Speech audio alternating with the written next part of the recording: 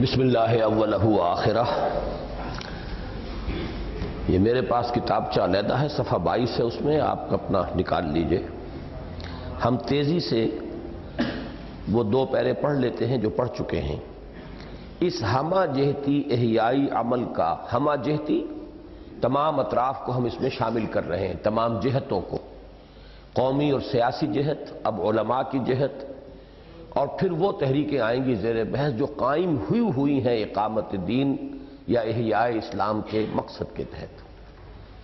اس ہمہ جہتی احیائی عمل کا دوسرا اہم گوشہ وہ ہے جس میں علماء کرام کی مختلف جماعتیں اور تنظیمیں سرگرم کار اور اپنے اپنے مخصوص انداز میں اسلام اور مسلمانوں کی خدمت میں مصروف ہیں۔ اور واقعہ یہ ہے کہ اس پہلو سے بھی بر صغیر ہند و پاک کو پورے عالم اسلام میں ایک امتیازی مقام حاصل ہے۔ یہ مضمون میں نے استحکام پاکستان میں بڑی تفصیل سے بیان کیا ہے، اور اپنی ان تقریروں میں ایک نقطے کو بار بار میں نے واضح کیا ہے کہ یہ جو اسلام کا تیسرا عروج ہے جس کی طرف پیش قدمی شروع ہو گئی ہے، یہ ہو سکتا ہے کہ اللہ تعالیٰ بالکل کسی نئی قوم کو اسلام کی توفیق عطا فرمائے اور اسی کی وہ نیسنٹ پوٹینشل جو ہے اس کے اندر موجود ہو، اور اس کے ذریعے سے یہ غلبہ اسلام کی منزل جو ہے وہاں تک ہم پہنچے۔ لیکن اگر جو ایگزسٹنگ نیشنز ہیں، مسلم نیشنز جو اس وقت کی ہیں، موجود الوقت، ان میں سے بظاہر یہ معلوم ہوتا ہے کہ جو بھی فطرت کے اشارات ہیں، اور تقریباً 400 سال کی تاریخ جو ہماری ہے، الف ثانی، دوسرا 1000 سال، اس میں اشارات ہیں کہ شاید اس خطے سے اللہ تعالیٰ کو کوئی خاص کام لینا مقصود ہے۔ حضرت مجدد الف ثانی، پھر شاہ ولی اللہ دہلوی، پھر تحریک شہیدین، پھر 14ویں صدی میں حضرت شیخ الہند مولانا ابوالکلام آزاد، مولانا ابوالعلا مودودی، علامہ اقبال جیسی شخصیت، مولانا الیاس صاحب رحمہ اللہ، یہ شخصیتیں ایسی ہیں کہ ان کے پائے کی اور ان کے برابر کی شخصیتیں جو ہیں، کہا جا سکتا ہے مولانا مودودی کا کاؤنٹر پارٹ تو پھر بھی شیخ حسن البنا شہید کو قرار دیا جا سکتا ہے، اگرچہ وہاں بھی فکر نہیں تھا، جوش اور جذبہ زیادہ تھا، لیکن یہ ہے کہ فکر کا پہلو جو ہے وہ اتنا نمایاں نہیں تھا۔ لیکن باقی ان شخصیتوں کا تو کوئی بھی یوں آپ سمجھئے کہ کاؤنٹر پارٹ جو ہے پورے عالم اسلام میں کوئی نظر نہیں آتا۔ شاہ ولی اللہ دہلوی کے ہم عصر البتہ تھے، شیخ محمد بن عبد الوہاب نجدی، یہ شاہ ولی اللہ کے ہم عصر ہیں، لیکن یہ ہے کہ میرا بہرحال جو تجزیہ ہے وہ یہ ہے کہ دین کے ظاہری پہلو اور تعبدی پہلو اور اعتقادی پہلو اس کے معاملے میں ان کی خدمات بہت ہیں، عقیدے کی تصحیح، توحید کی طرف لوگوں کو دعوت، بدعات اور رسومات سے بچانے کی، لیکن یہ ہے کہ دین کا حکمت کا پہلو جو ہے اس سے انہیں کوئی مناسبت ہی نہیں تھی۔ اللہ تعالیٰ نے مزاج بنائے ہیں، ان کی کوئی مناسبت حکمت اور فلسفے سے نہیں تھی۔ اس اعتبار سے شاہ ولی اللہ دہلوی کا وہ کسی درجے میں بھی کاؤنٹر پارٹ نہیں بنتا۔ وہ مقام جو شاہ ولی اللہ دہلوی کا ہے وہ شیخ محمد ابن عبد الوہاب رحمہ اللہ کا نہیں ہے۔ تو اس لیے میں نے عرض کیا کہ پہلا جو گوشہ تھا قومی تحریکوں کا، تحریک آزادی، اس میں بھی یہ پاکستان کی تحریک ممیز ہے پوری دنیا میں کہ یہاں اسلام کا نعرہ لگا، اسلام کو انووک کیا گیا، گویا کہ پاکستان ابن اسلام ہے، یہ اسلام کے کوکھ سے برآمد ہوا ہے، یہ دنیا میں کسی دوسرے ملک کا معاملہ نہیں ہے۔ یہی معاملہ یہاں کہہ رہا ہوں کہ واقعہ یہ ہے کہ اس پہلو سے بھی بر صغیر ہند و پاک کو پورے عالم اسلام میں ایک امتیازی مقام حاصل ہے۔ یہ آپ کو معلوم ہوگا کہ میں بر صغیر کی اب اصلاح کر چکا ہوں، بر عظیم۔ یہ ہمارے لاہور ہی کے پروفیسر اسلم صاحب ہیں، مولانا سعید احمد اکبر آبادی کے داماد، انہوں نے یہ بات کہی ہے اور مجھے صحیح معلوم ہوئی کہ بر صغیر کہنا درست نہیں ہے، بر اعظم کے بعد عظیم کا درجہ آئے گا۔ بر اعظم ایشیا اور یہ جو ہے انڈین سب کانٹیننٹ، تو یہ بر عظیم ہے۔ بر صغیر تو کسی چھوٹے سے قطع ارضی کو بھی کہہ دیا جائے گا، تو یہ ہمارے ہاں ایک مس نومر چلا ہے۔ اب میری تحریروں میں اور تقریروں میں آپ بر صغیر نہیں بلکہ بر عظیم کے الفاظ پائیں گے۔ چنانچہ علماء دین کو جس قدر اثر یعنی ہولڈ یہاں کے مسلمان عوام پر حاصل ہے وہ دنیا میں کہیں اور نظر نہیں آتا، اور راسخ العقیدہ اسلام یعنی آرتھوڈاکس اسلام جتنی مضبوط جڑیں یہاں رکھتا ہے اور کہیں نہیں رکھتا، حتیٰ کہ جزیرہ نماء عرب بھی جہاں اس صدی کے وسط تک محمد ابن عبد الوہاب رحمۃ اللہ علیہ کی تجدیدی مساعی کے گہرے اثرات قائم رہے ہیں، اب اس معاملے میں بہت پیچھے رہ گیا ہے۔ اس کی وجہ بھی بادنا تعامل سمجھ میں آ جاتی ہے۔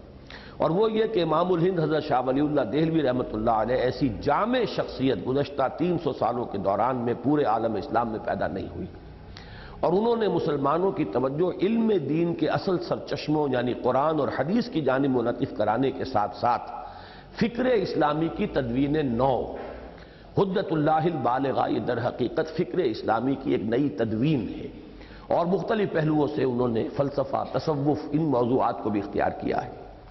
تدوین نو کا جو عظیم الشان کارنامہ سر انجام دیا ہے، اسی کا نتیجہ ہے کہ یہاں دین اور رجال دین کی ساکھ از سر نو مضبوط ہو گئی۔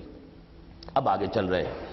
اس ضمن میں یہ حقیقت بھی پیش نظر رکھنی چاہیے کہ علماء دین کی مساعی میں اصل زور، ایمفیسس، دور حاضر میں اسلام کی نشأت ثانیہ اور تجدید و احیاء دین کے تقاضوں کو پورا کرنے کی بجائے دین کے نظام عقائد و اعمال کی حفاظت و مدافعت ہی پر ہے۔ علماء کا رول جو ہے وہ احیائی جد و جہد کا حصہ نہیں ہے، اس میں حفاظت، دین کی حفاظت، اعتقادات کی حفاظت، کوئی حملہ ہو رہا ہو، کہیں سے فتنہ ابھر رہا ہو، اس کے مقابلے کے لیے، اس کی سرکوبی کے لیے وہ میدان میں آ جائیں گے، اس کا مقابلہ کریں گے۔ اس طرح گویا ظاہری اعتبار سے ان کی خدمات کو سابق مجددین اسلام کی مساعی کے ساتھ ایک نوع کے تسلسل کی نسبت حاصل ہے، کیونکہ میں یہ بیان کر چکا ہوں کہ ہمارے سابق مجددین جو ہیں انہوں نے بھی کوئی عسکری عوامی تحریکیں نہیں اٹھائیں، انہوں نے وہی اصلاح عقائد، اصلاح اعمال، اصلاح اخلاق، انہی چیزوں کے اندر اپنی ساری محنت جو ہے وہ صرف کی ہے۔ یا کوئی نظریاتی فتنہ اٹھا ہے تو اس کا قلع قمع کر دینا، کوئی علمی میدان کے اندر کوئی بات غلط کہی گئی ہے اس کی تصحیح کر دینا، کوئی علمی تقاضا ہے وقت کا اس کو پورا کرنا، تو یہ در حقیقت ہمارے ان مجددین کا جو کام تھا۔ تو گویا کہ اسی کا تسلسل ہے، علماء چونکہ ان کے وارث ہیں، انہی کے ساتھ منسلک ہیں، لہذا ان کا کام بھی انہی کے کام کی ایک تسلسل ہے اس میں۔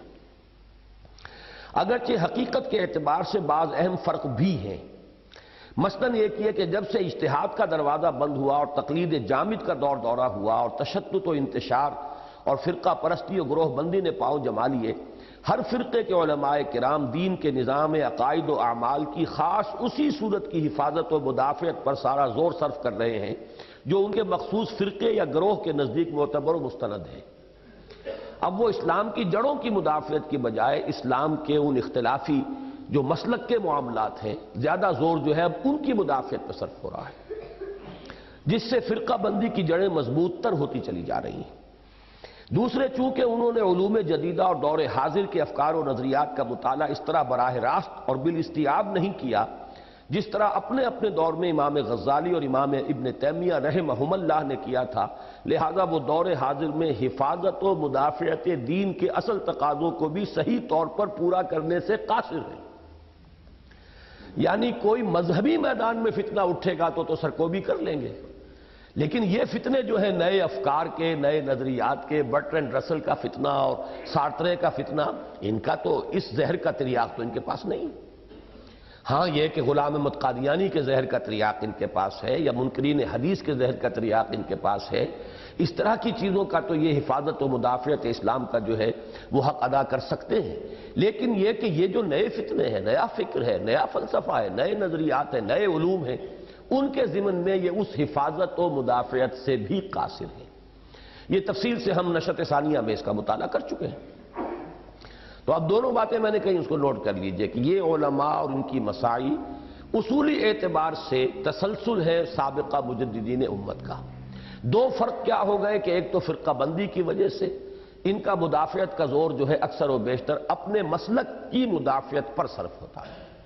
اب اہل حدیث کوئی ہوگا تو وہ چند مسائل ہی ہیں، وہ انہی کی مدافعت میں اپنا پورا زور جو ہے پوری زندگی کا، خاص طور پر اب تو یہ نظر آ رہا ہے کہ سوائے ان چیزوں کے انہیں کسی اور چیز سے کوئی بحث و دلچسپی نہیں۔ ہمارے ایک نوجوان بھی نماز میں میرے پیچھے دوڑتے گئے ہیں، نماز کے بعد آپ سے ایک بات کرنی ہے، اور بات کیا ہے کہ فرض نماز کے بعد دعا مانگنا یہ ثابت ہے، مسنون ہے، یہ مسائل ہیں، انہی پر زوردار بحثیں ہیں، اور فاتحہ خلف امام پر یہ موٹی موٹی کتابیں ہیں، اس بات میں بھی اور مخالفت میں بھی۔ تو یہ ایک تو یہ کہ یہ بہت سی قوتیں ضائع ہو رہی ہیں کہ کہ حفاظت و مدافعت بھی دین کے اصولوں اور بنیادی تعلیمات جو متفق علیہ ہیں ان کی بجائے اپنے اپنے مسلک کے مخصوص مسائل کے اوپر زور صرف ہو رہا ہے۔ دوسرے یہ کہ جو جدید نظریات کا معاملہ ہے جس کو ہم نے تنظیم اسلامی کی تاسیسی قرارداد اور اس کی توضیحات میں نمایاں کیا ہے کہ جہاں پرانے جو فتنے ہیں عقائد کے اعتبار سے ان کے اندر جو فتنے اٹھ رہے ہیں ان کی سرکوبی ضروری ہے، وہاں یہ کہ جدید نظریات کا ابطال بھی ضروری ہے، اور اس کے لیے تو ظاہر بات ہے کہ جب تک ان کو پڑھیں گے نہیں آپ ان کا رد کیسے کریں گے؟ لہذا یہ ہے میرا جو اس پوری بحث منفی اور مثبت کو میں نے جمع کر کے جو نتیجہ نکالا وہ یہ ہے، لہذا دور حاضر میں علماء دین کی حیثیت دین کے جہاز کو آگے بڑھانے والی قوت فراہم کرنے والے انجن کی تو نہیں ہے، البتہ کم از کم بر صغیر پاک و ہند کی حد تک ایک ایسے بھاری لنگر کی ضرور ہے جو اس کشتی کو غلط رخ پر بڑھنے سے روکنے کی خدمت بہرحال سر انجام دے سکتا ہے، اور فی زمانہ یہ بھی ایک اہم خدمت ہے۔ ایک تو یہ ہے کہ آپ کو انجن کی طاقت چاہیے جو جہاز کو آگے لے کر جائے، ایک یہ کہ لنگر کی بھی ضرورت ہوتی ہے کہ موجوں ہی کی رحم و کرم پر جہاز نہ ہو کہ ایک موج آئی ادھر لے گئی دوسری موج آئی ادھر لے گئی، تو وہ لنگر والا کام جو ہے بڑے بھاری بھرکم لنگر کا کام جو ہے وہ تو یقیناً ایک مفید خدمت ہے، لیکن یہ کہ وہ جہاز جو آگے لے کر چلے اس گاڑی کو، اس جہاز کو، جو انجن اس کی طاقت کو نہیں۔ بر صغیر پھر کہیے بر عظیم، اس کو بر عظیم میں اس سلسلے میں ایک اہم مقام اور مرتبہ دیوبندی مکتب فکر کو حاصل ہے، جو امام الہند حضرت شاہ ولی اللہ دہلوی رحمۃ اللہ علیہ کے فکر کا نہیں صحیح علم کا وارث ضرور ہے۔ یہ بہت عجیب اور بہت ہی اہم فقرہ ہے۔ شاہ ولی اللہ کا ایک فکر ہے، ایک ان کا علم ہے۔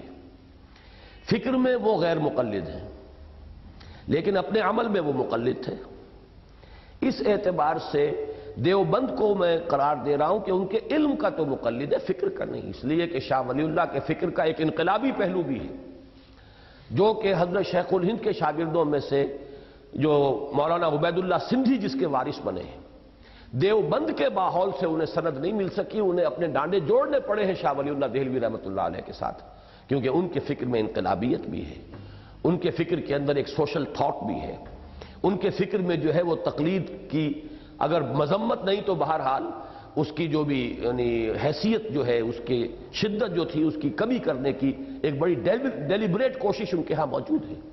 تو یہ تمام چیزیں جو ہیں یہ دیوبند جو ہے ان کا وارث نہیں ہوا، البتہ یہ کہ علم حدیث اور فقہ اور ان چیزوں میں جو بھی شاہ ولی اللہ نے ایک احیاء علم کا کام کیا تھا اس کو آگے لے کر چلنے والا، اس کے بعد پھر شاہ عبدالعزیز نے جس کو آگے بڑھایا اس کام کو آگے لے کر چلنے والا یقین دارالعلوم دیوبند ہے، اور جس کی کوکھ سے دینی مدرسوں اور دارالعلوموں کے ایک عظیم سلسلے کے علاوہ ایک عظیم تحریک بھی برآمد ہوئی ہے، یہ مراد ہے تبلیغی جماعت کی تحریک۔ یہ دیوبندی ہی حلقے کی ایک شاخ ہے، ایک تحریکی توسیع ہے جس نے راسخ العقیدہ اسلام کی جڑوں کی آبیاری کے ساتھ ساتھ توجہات کو حقائق ایمانی پر مرتکز فوکس کر دیا، اور جس کے زیر اثر کم از کم ایسے لوگ ضرور دین سے قریب ہو رہے ہیں جن کے ذہن فکری اور نظری اشکالات سے خالی ہوتے ہیں، اور جن کے قلوب میں نیکی کا ایک جذبہ نیم خوابیدہ حالت ہی میں صحیح بہرحال موجود ضرور ہوتا ہے۔ ہماری مراد تبلیغی جماعت سے ہے جس نے اس دور میں دین و مذہب کے نام پر ایک عظیم حرکت عالم اسلام ہی نہیں دیار غیر میں بھی برپا کر دی ہے، اور جس کے زیر اثر عوامی سطح ہی پر صحیح بہرحال تجدید ایمان کی ایک تحریک بالفعل برپا ہو گئی ہے، اور جسے بلا شبہ زیر بحث ہمہ جہتی احیائی عمل میں ایک اہم مقام حاصل ہے۔ یہ تقریباً وہی باتیں ہیں ایک دوسرے اینگل سے جو اسلام کی نشأت ثانیہ میں بیان کر چکا ہوں۔ اب آئیے جو اہم ترین حصہ ہے، اس ہمہ جہتی احیائی عمل کا تیسرا اور اہم گوشہ وہ ہے جس میں وہ جماعتیں اور تنظیمیں برسر کار ہیں جو قائم ہی خالص احیائی مقاصد کے تحت ہوئیں، اور جنہیں اب اس احیائی عمل کے اعتبار سے گویا مقدمۃ الجیش کی حیثیت حاصل ہے، فوج کے آگے آگے چلنے والا ہرابل دستہ۔ مختلف مسلمان ممالک میں ایسی جماعتیں اور تنظیمیں مختلف ناموں کے تحت کام کرتی رہی ہیں، لیکن ہے ایک ہی جذبہ کہیں واضح کہیں مبہم، اور ہے ایک ہی نغمہ کہیں اونچا کہیں مدھم کے مصداق، ان کی حیثیت ایک ہی تحریک کے تحت کام کرنے والی مختلف تنظیمی ہیئتوں کی ہے۔ یہ تفصیل سے ہم کئی بار پڑھ چکے ہیں کہ وہ مخزومی پارٹی، پھر جماعت اسلامی، پھر فدائیین، پھر یہ الاخوان المسلمون، اس طرح کی جو تنظیمیں اور تحریکیں ہیں، یہ در حقیقت ایک ہی فکر، ایک ہی فلسفہ، ایک ہی نظریہ، تفصیل سے گفتگو اسلام کی نشأت ثانیہ میں ہو چکی ہے۔ ان جماعتوں میں سے اگرچہ ایک دور میں جوش اور جذبے کی شدت اور اثر و نفوذ کی وسعت کے اعتبار سے مصر کی الاخوان المسلمون توجہات اور امیدوں کا مرکز بن گئی تھی، لیکن واقعہ یہ ہے کہ احیائی عمل کے اس گوشے میں بھی اصل اہمیت بر عظیم ہند و پاک ہی کو حاصل ہے۔ یہ تیسری جگہ پھر میں ایمفیسائز کر رہا ہوں، فوکس کر رہا ہوں سب کانٹیننٹ، انڈین سب کانٹیننٹ پر۔ بر صغیر میں اس تحریک احیاء دین کے مؤسس اولین اور داعی اول کی حیثیت مولانا ابوالکلام آزاد مرحوم کو حاصل ہے، جنہوں نے اس صدی کے بالکل اوائل میں الہلال اور البلاغ کے ذریعے حکومت الہیہ کے قیام اور اس کے لیے ایک حزب اللہ کی تاسیس کی پرزور دعوت پیش کی۔ مولانا کے مخصوص طرز نگارش اور انداز خطابت نے خصوصاً تحریک خلافت کے دوران میں ان کی شہرت کو بر صغیر بلکہ بر عظیم کے طول و عرض میں پھیلایا، اور ان کی دعوت نے لاکھوں مسلمانوں کے دلوں کو مسخر کر لیا۔ لیکن اس کے بعد خدا ہی بہتر جانتا ہے کہ کس سبب سے انہوں نے اس عظیم مشن کو خیر بات کہہ کر انڈین نیشنل کانگریس میں شمولیت اختیار کر لی، اور باقی پوری زندگی پوری یکسوئی اور کمال مستقل مزاجی کے ساتھ ہندوستان کی نیشنلسٹ سیاست کی نظر کر دی۔ میں یہ کہا کرتا ہوں کہ ان کا معاملہ وہی ہے جو نعیم صدیقی صاحب کا وہ ایک شعر تو میں نے کوٹ کیا ہے نا، نام لیے بغیر، ہے ایک ہی جذبہ کہیں واضح کہیں مبہم، ہے ایک ہی نغمہ کہیں اونچا کہیں مدھم۔ یہ ان تمام تحریکوں کے بارے میں ایک نظم انہوں نے لکھی تھی۔ یہ وہ دور ہے جب کہ میں طالب علم تھا، وہ دور جو ہے وہ تحریکی انداز میں واقعتاً یہ ہے کہ کلائمیکس تھا پاکستان میں۔ دوسرا ان کا شعر ہے کہ یہ سور پھونک کے تم سو گئے کہاں آخر، قرارداد مقاصد پر انہوں نے کہا تھا کہ یہ سور پھونک کے تم سو گئے کہاں آخر، اس لیے کہ اتنا بڑا واقعہ ہوا، قرارداد مقاصد پاس ہوئی، لیکن اس کے بعد کوئی نتیجہ نہیں، کوئی آگے پیش قدمی نہیں، یا یوں کہا جا سکتا ہے اذان دے کر اور مؤذن بھی غائب۔ یہ کیفیت ہوئی ہے کہ مولانا ابوالکلام آزاد نے بڑی زوردار اذان دی ہے الہلال اور البلاغ کے ذریعے، اور حزب اللہ قائم کی ہے سن 13 میں، سن 12 میں الہلال شروع کیا، اس نے چونکا دیا، یہاں تک کہ حضرت شیخ الہند رحمۃ اللہ علیہ نے یہ فرمایا کہ اس نوجوان نے ہمیں ہمارا بھولا ہوا سبق یاد دلا دیا، قرآن کی طرف متوجہ کر دیا ہمیں، ورنہ علماء کی توجہ قرآن کی طرف نہیں تھی۔ وہ تو اپنے فقہی مسائل میں اور اپنے حدیث کے درس میں، اصل اہمیت تو جو ہے دارالعلوموں میں وہ دورہ حدیث کو حاصل ہے، وہ ہے آخری شے۔ قرآن مجید تو ابتدائی مراحل میں کچھ پڑھا دیا جاتا ہے، جلالین پوری، باقی یہ کہ کچھ بیضاوی کا تھوڑا سا حصہ، پورا پارا بھی نہیں، باقی یہ ہے کہ سارا زور فقہ پر ہے اور یا پھر حدیث پر ہے۔ تو انہوں نے کہا اس نوجوان نے ہمیں ہمارا بھولا ہوا سبق یاد دلایا، اس لیے کہ آج صبح جس مضمون کا ہم نے مطالعہ کیا تھا کہ دو ہی حقیقتیں ہیں بنیادی، وہ اس اسلام کی جو قرن اول میں تھا، قرآن اور جہاد، اور یہ دونوں نعرے لگائے ہیں ابوالکلام نے انتہائی زور کے ساتھ، دونوں کی طرف متوجہ کیا، پکارا ہے بڑے بلند آہنگ کے ساتھ، لوٹو قرآن کی طرف اور کھڑے ہو جاؤ جہاد کے لیے۔ تو یہ در حقیقت جو اصل مؤذن ہے اس تحریک کا اس صدی میں، کم سے کم بر عظیم پاک و ہند میں، وہ مولانا ابوالکلام آزاد ہے۔ لیکن یہ تحریر میری سن 74 کی ہے۔ یہ جو علامہ جو مولانا ابوالکلام آزاد کی زندگی میں یہ انقلاب آیا، اس وقت تک اس کے سارے اسباب مجھ پر واضح نہیں تھے، بلکہ در حقیقت یہی تحریر ذریعہ بن گئی اس کنٹروورسی کا، جس کے نتیجے میں مجھے پھر تحقیق کرنی پڑی کہ اصل سبب کیا تھا، کیوں مولانا ابوالکلام آزاد نے یہ اپنی لائن بدلی ہے اور اپنا رخ تبدیل کیا ہے۔ اس وقت وہ سن 74 کی پہلے تحریر پڑھ لیجئے، پھر جو بعد میں اس سلسلے میں مجھ پر مزید انکشافات ہوئے ہیں وہ میں اس کی تاریخ بتا دوں گا، اگرچہ میں لکھ چکا ہوں، وہ جماعت شیخ الہند اور تنظیم اسلامی نامی کتاب کے اندر پوری تفصیلی بحث آ چکی ہے۔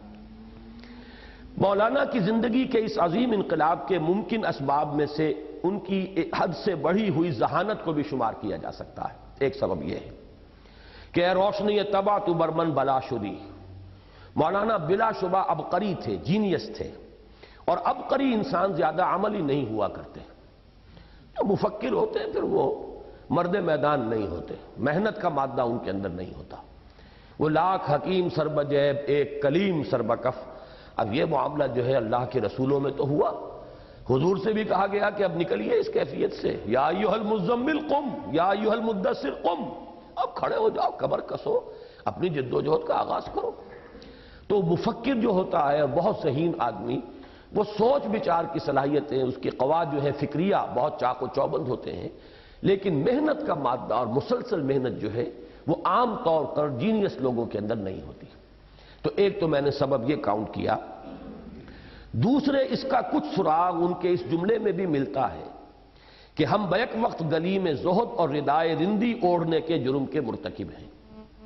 عملی اعتبار سے مولانا ابوالکلام آزاد کا وہ مقام نہیں تھا جس کو کہ مولانا سعید احمد اکبر آبادی نے بھی ہمارے ہاں جو تقریر کی تھی قرآن کانفرنس میں، اور وہ تقریر بھی پوری شامل ہے جو ہماری کتاب ہے جماعت شیخ الہند اور تنظیم اسلامی، اس میں انہوں نے گاندھی جی کا ایک قول نقل کیا تھا کہ مولانا ابوالکلام آزاد ذہین بہت ہیں، فطین بہت ہیں، اور ہمارے تو بڑے بڑے فیصلے انہی کی رائے سے ہوتے ہیں، لیکن ان کے قریب بیٹھ کے کوئی روحانیت کا اندازہ نہیں ہوتا۔ جو مولانا مدنی کبھی آتے ہیں تو ان کی روحانیت کا ہمارے قلب پر اثر ہوتا ہے، ہمارے دل کے اوپر اس کے اثرات پڑتے ہیں۔ تو یہ اگرچہ بعض حضرات نے پھر اس جملے کی مخالفت میں بھی کچھ باتیں لکھی ہیں، لیکن یہ کہ یہ اپنی جگہ صحیح ہے۔ وہ اس طرح کے آدمی نہیں تھے، داڑھی ان کی آپ کو معلوم ہے کہ وہ شرعی داڑھی نہیں تھی، لباس وضاقتہ کے اعتبار سے بھی وہ اس قسم کے کم سے کم اس وقت کے جو معیارات تھے ان پر وہ پورے نہیں اترتے تھے۔ مولانا شبلی کے چونکہ یہ شاگرد رہے ہیں، اور مولانا شبلی کے اندر بھی جہاں علم اور فہم اور ادب اور یہ ساری چیزیں جمع تھی، وہاں ایک تھوڑی سی کچھ رنگینی کا بھی ایک عنصر جو ہے ان کی زندگی میں، لوگوں نے اس کے بارے میں بہت کچھ لکھا بھی ہے۔ شبلی کی حیات معاشقہ ایک پوری کتاب لکھ دی گئی ہے، لیکن یہ ہے کہ اس کا کچھ نہ کچھ اثر جو ہے مولانا ابوالکلام آزاد میں بھی تھا، اور یہ جملہ خود ان کا اپنا ہے، ہم بیک وقت گلی میں زہد اور ردائے رندی اوڑھنے کے جرم کے مرتکب ہیں۔ اور ایک خیال جو زیادہ قرین قیاس ہے یہ بھی ہے کہ مولانا کی حیثیت ایک سکہ بند اور مسلم عالم دین کی نہ تھی، اور اس وقت تک مسلمانان ہند پر علماء کی گرفت بہت مضبوط تھی، لہذا مولانا کو گویا راستہ بند نظر آیا۔ اس کی تائید اس روایت سے بھی ہوتی ہے جو پروفیسر یوسف سلیم چشتی کے ذریعے ہم تک پہنچی، اور جس کا حاصل یہ ہے کہ 10 سال کے عرصے میں اپنے پیش نظر مقصد کے لیے تمہیدی مراحل کی تکمیل کے بعد اپریل 1922 میں مولانا نے دہلی میں منعقدہ جمعیت علماء ہند کی کانفرنس میں مفتی کفایت اللہ مرحوم اور مولانا احمد سعید مرحوم کے تعاون سے اگلا قدم اٹھانے کی اسکیم بنائی۔ چنانچہ پہلے خود انہوں نے تقریر کی اور اپنے جوش خطابت سے حاضرین کے جذبہ عمل کو ابھارا ہی نہیں للکارا، اور پھر مولانا احمد سعید صاحب نے تقریر کی کہ حضرت شیخ الہند کی رحلت کے بعد سے مسلمانان ہند کی قیادت کی مسند خالی ہے، اور اب جو مرحلہ درپیش ہے اس میں شیخ الہند سے بھی بڑھ کر امام الہند کی ضرورت ہے۔ اب غور کرو اور اس کے لیے کسی موضوع شخص کو تلاش کر کے اس کے ہاتھ پر بیعت کرو اور جد و جہد کا آغاز کر دو۔ لیکن اللہ تعالیٰ کو کچھ اور ہی مطلوب تھا، چنانچہ علامۃ الہند مولانا معین الدین اجمیری اٹھے اور انہوں نے براہ راست مولانا آزاد کو خطاب کر کے ان الفاظ سے اپنی تقریر کا آغاز کیا کہ ایاز قدر خود بشناس، جس سے بخوبی اندازہ کیا جا سکتا ہے کہ پوری تقریر میں کیا کچھ ہوگا۔ بہرحال اس سے دل شکستہ اور دل برداشتہ ہو کر مولانا اس کام ہی سے دستکش ہو گئے، اور اس کے فوراً بعد ہی انہوں نے کانگریس میں شمولیت اختیار کر لی۔ یہ جو پورا پیراگراف ہے یہ در حقیقت روایت تھی چشتی صاحب کی زبانی، میں نے اس کا حوالہ بھی دیا تھا کہ چشتی صاحب سے مجھے معلوم ہوا۔ اس میں کئی غلطیاں ہیں واقعاتی، بات بنیادی طور پر صحیح ہے، واقعاتی غلطیاں ہیں۔ مثلاً ایک یہ کہ یہ جمعیت علماء ہند کا دہلی کا اجلاس 1920 کا تھا، 1922 کا نہیں۔ اور بھی میں بعد میں بتاتا ہوں غلطیاں اس میں۔ نتیجہ یہ ہوا کہ ڈاکٹر احمد حسین کمال ایک جمعیت علماء یا پاکستان میں جو جمعیت علماء ہے، جمعیت علماء اسلام، اس کے کارکنوں میں شامل تھے، اگرچہ وہ ہے پکے سوشلسٹ آدمی۔ ان کا بڑا زوردار خط آیا، یہ سب جھوٹ ہے، بکواس ہے، کوئی حقیقت نہیں ہے، غلط ہے۔ اب میرے پاؤں تلے سے زمین نکل گئی کہ میں کیا کروں۔ چشتی صاحب کے پاس حاضر ہوا کہ حضرت یہ آپ نے مجھے پھنسوا دیا، یہ روایت جو ہے آپ کی وجہ سے میں نے لکھ دی، اب مجھے اس کے لیے دلائل دیجئے۔ کہنے بھائی میرے پاس وقت نہیں ان کاموں کے لیے، میں نے تو یہ بات عبدالحامد بدایونی کے بڑے بھائی مولانا عبدالماجد بدایونی ان سے سنی تھی، تو میں نے تمہیں سنا دی۔ اب میں تو سخت پریشان ہو گیا، لیکن پھر وہ تحقیق کا دائرہ میرا شروع ہوا۔ پہلے ملک نصر اللہ خان عزیز مرحوم سے ملا، چونکہ وہ بھی مولانا ابوالکلام کے ہاتھ پر بیعت کرنے والوں میں شامل تھے، بعد میں پھر وہ جماعت اسلامی میں مولانا مودودی کے ساتھی بنے۔ انہوں نے تصدیق کی کہ ہاں واقعہ ایسا ہے، لیکن پوری تفصیل مجھے مستحضر نہیں ہے، لیکن ہے ضرور، یہ بات ہوئی ہے۔ اس کے بعد کراچی میں چونکہ میں نے وہ ایم اے اسلامک اسٹڈیز کیا تھا کراچی یونیورسٹی سے، تو ایک تعارف تھا مولانا منتخب الحق صاحب کے ساتھ۔ مولانا منتخب الحق صاحب کا انتقال ہو گیا ہے، اب اللہ تعالیٰ ان کی مغفرت فرمائے۔ وہ شاگرد رشید تھے مولانا معید الدین اجمیری رحمۃ اللہ علیہ کے، جن کا یہ معاملہ تھا۔ میں ان کی خدمت میں حاضر ہوا، ان کا کہ ہاں بالکل بات ٹھیک ہے، ایسا ہی تھا، لیکن یہ کہ واقعات جس طریقے پر بھی ہیں اس کی تفصیل آپ کو معلوم ہوگی۔ مولانا معین الدین اجمیری کے بھتیجے موجود ہیں کراچی میں، ابھی بقید حیات ہیں، حکیم کیا نام؟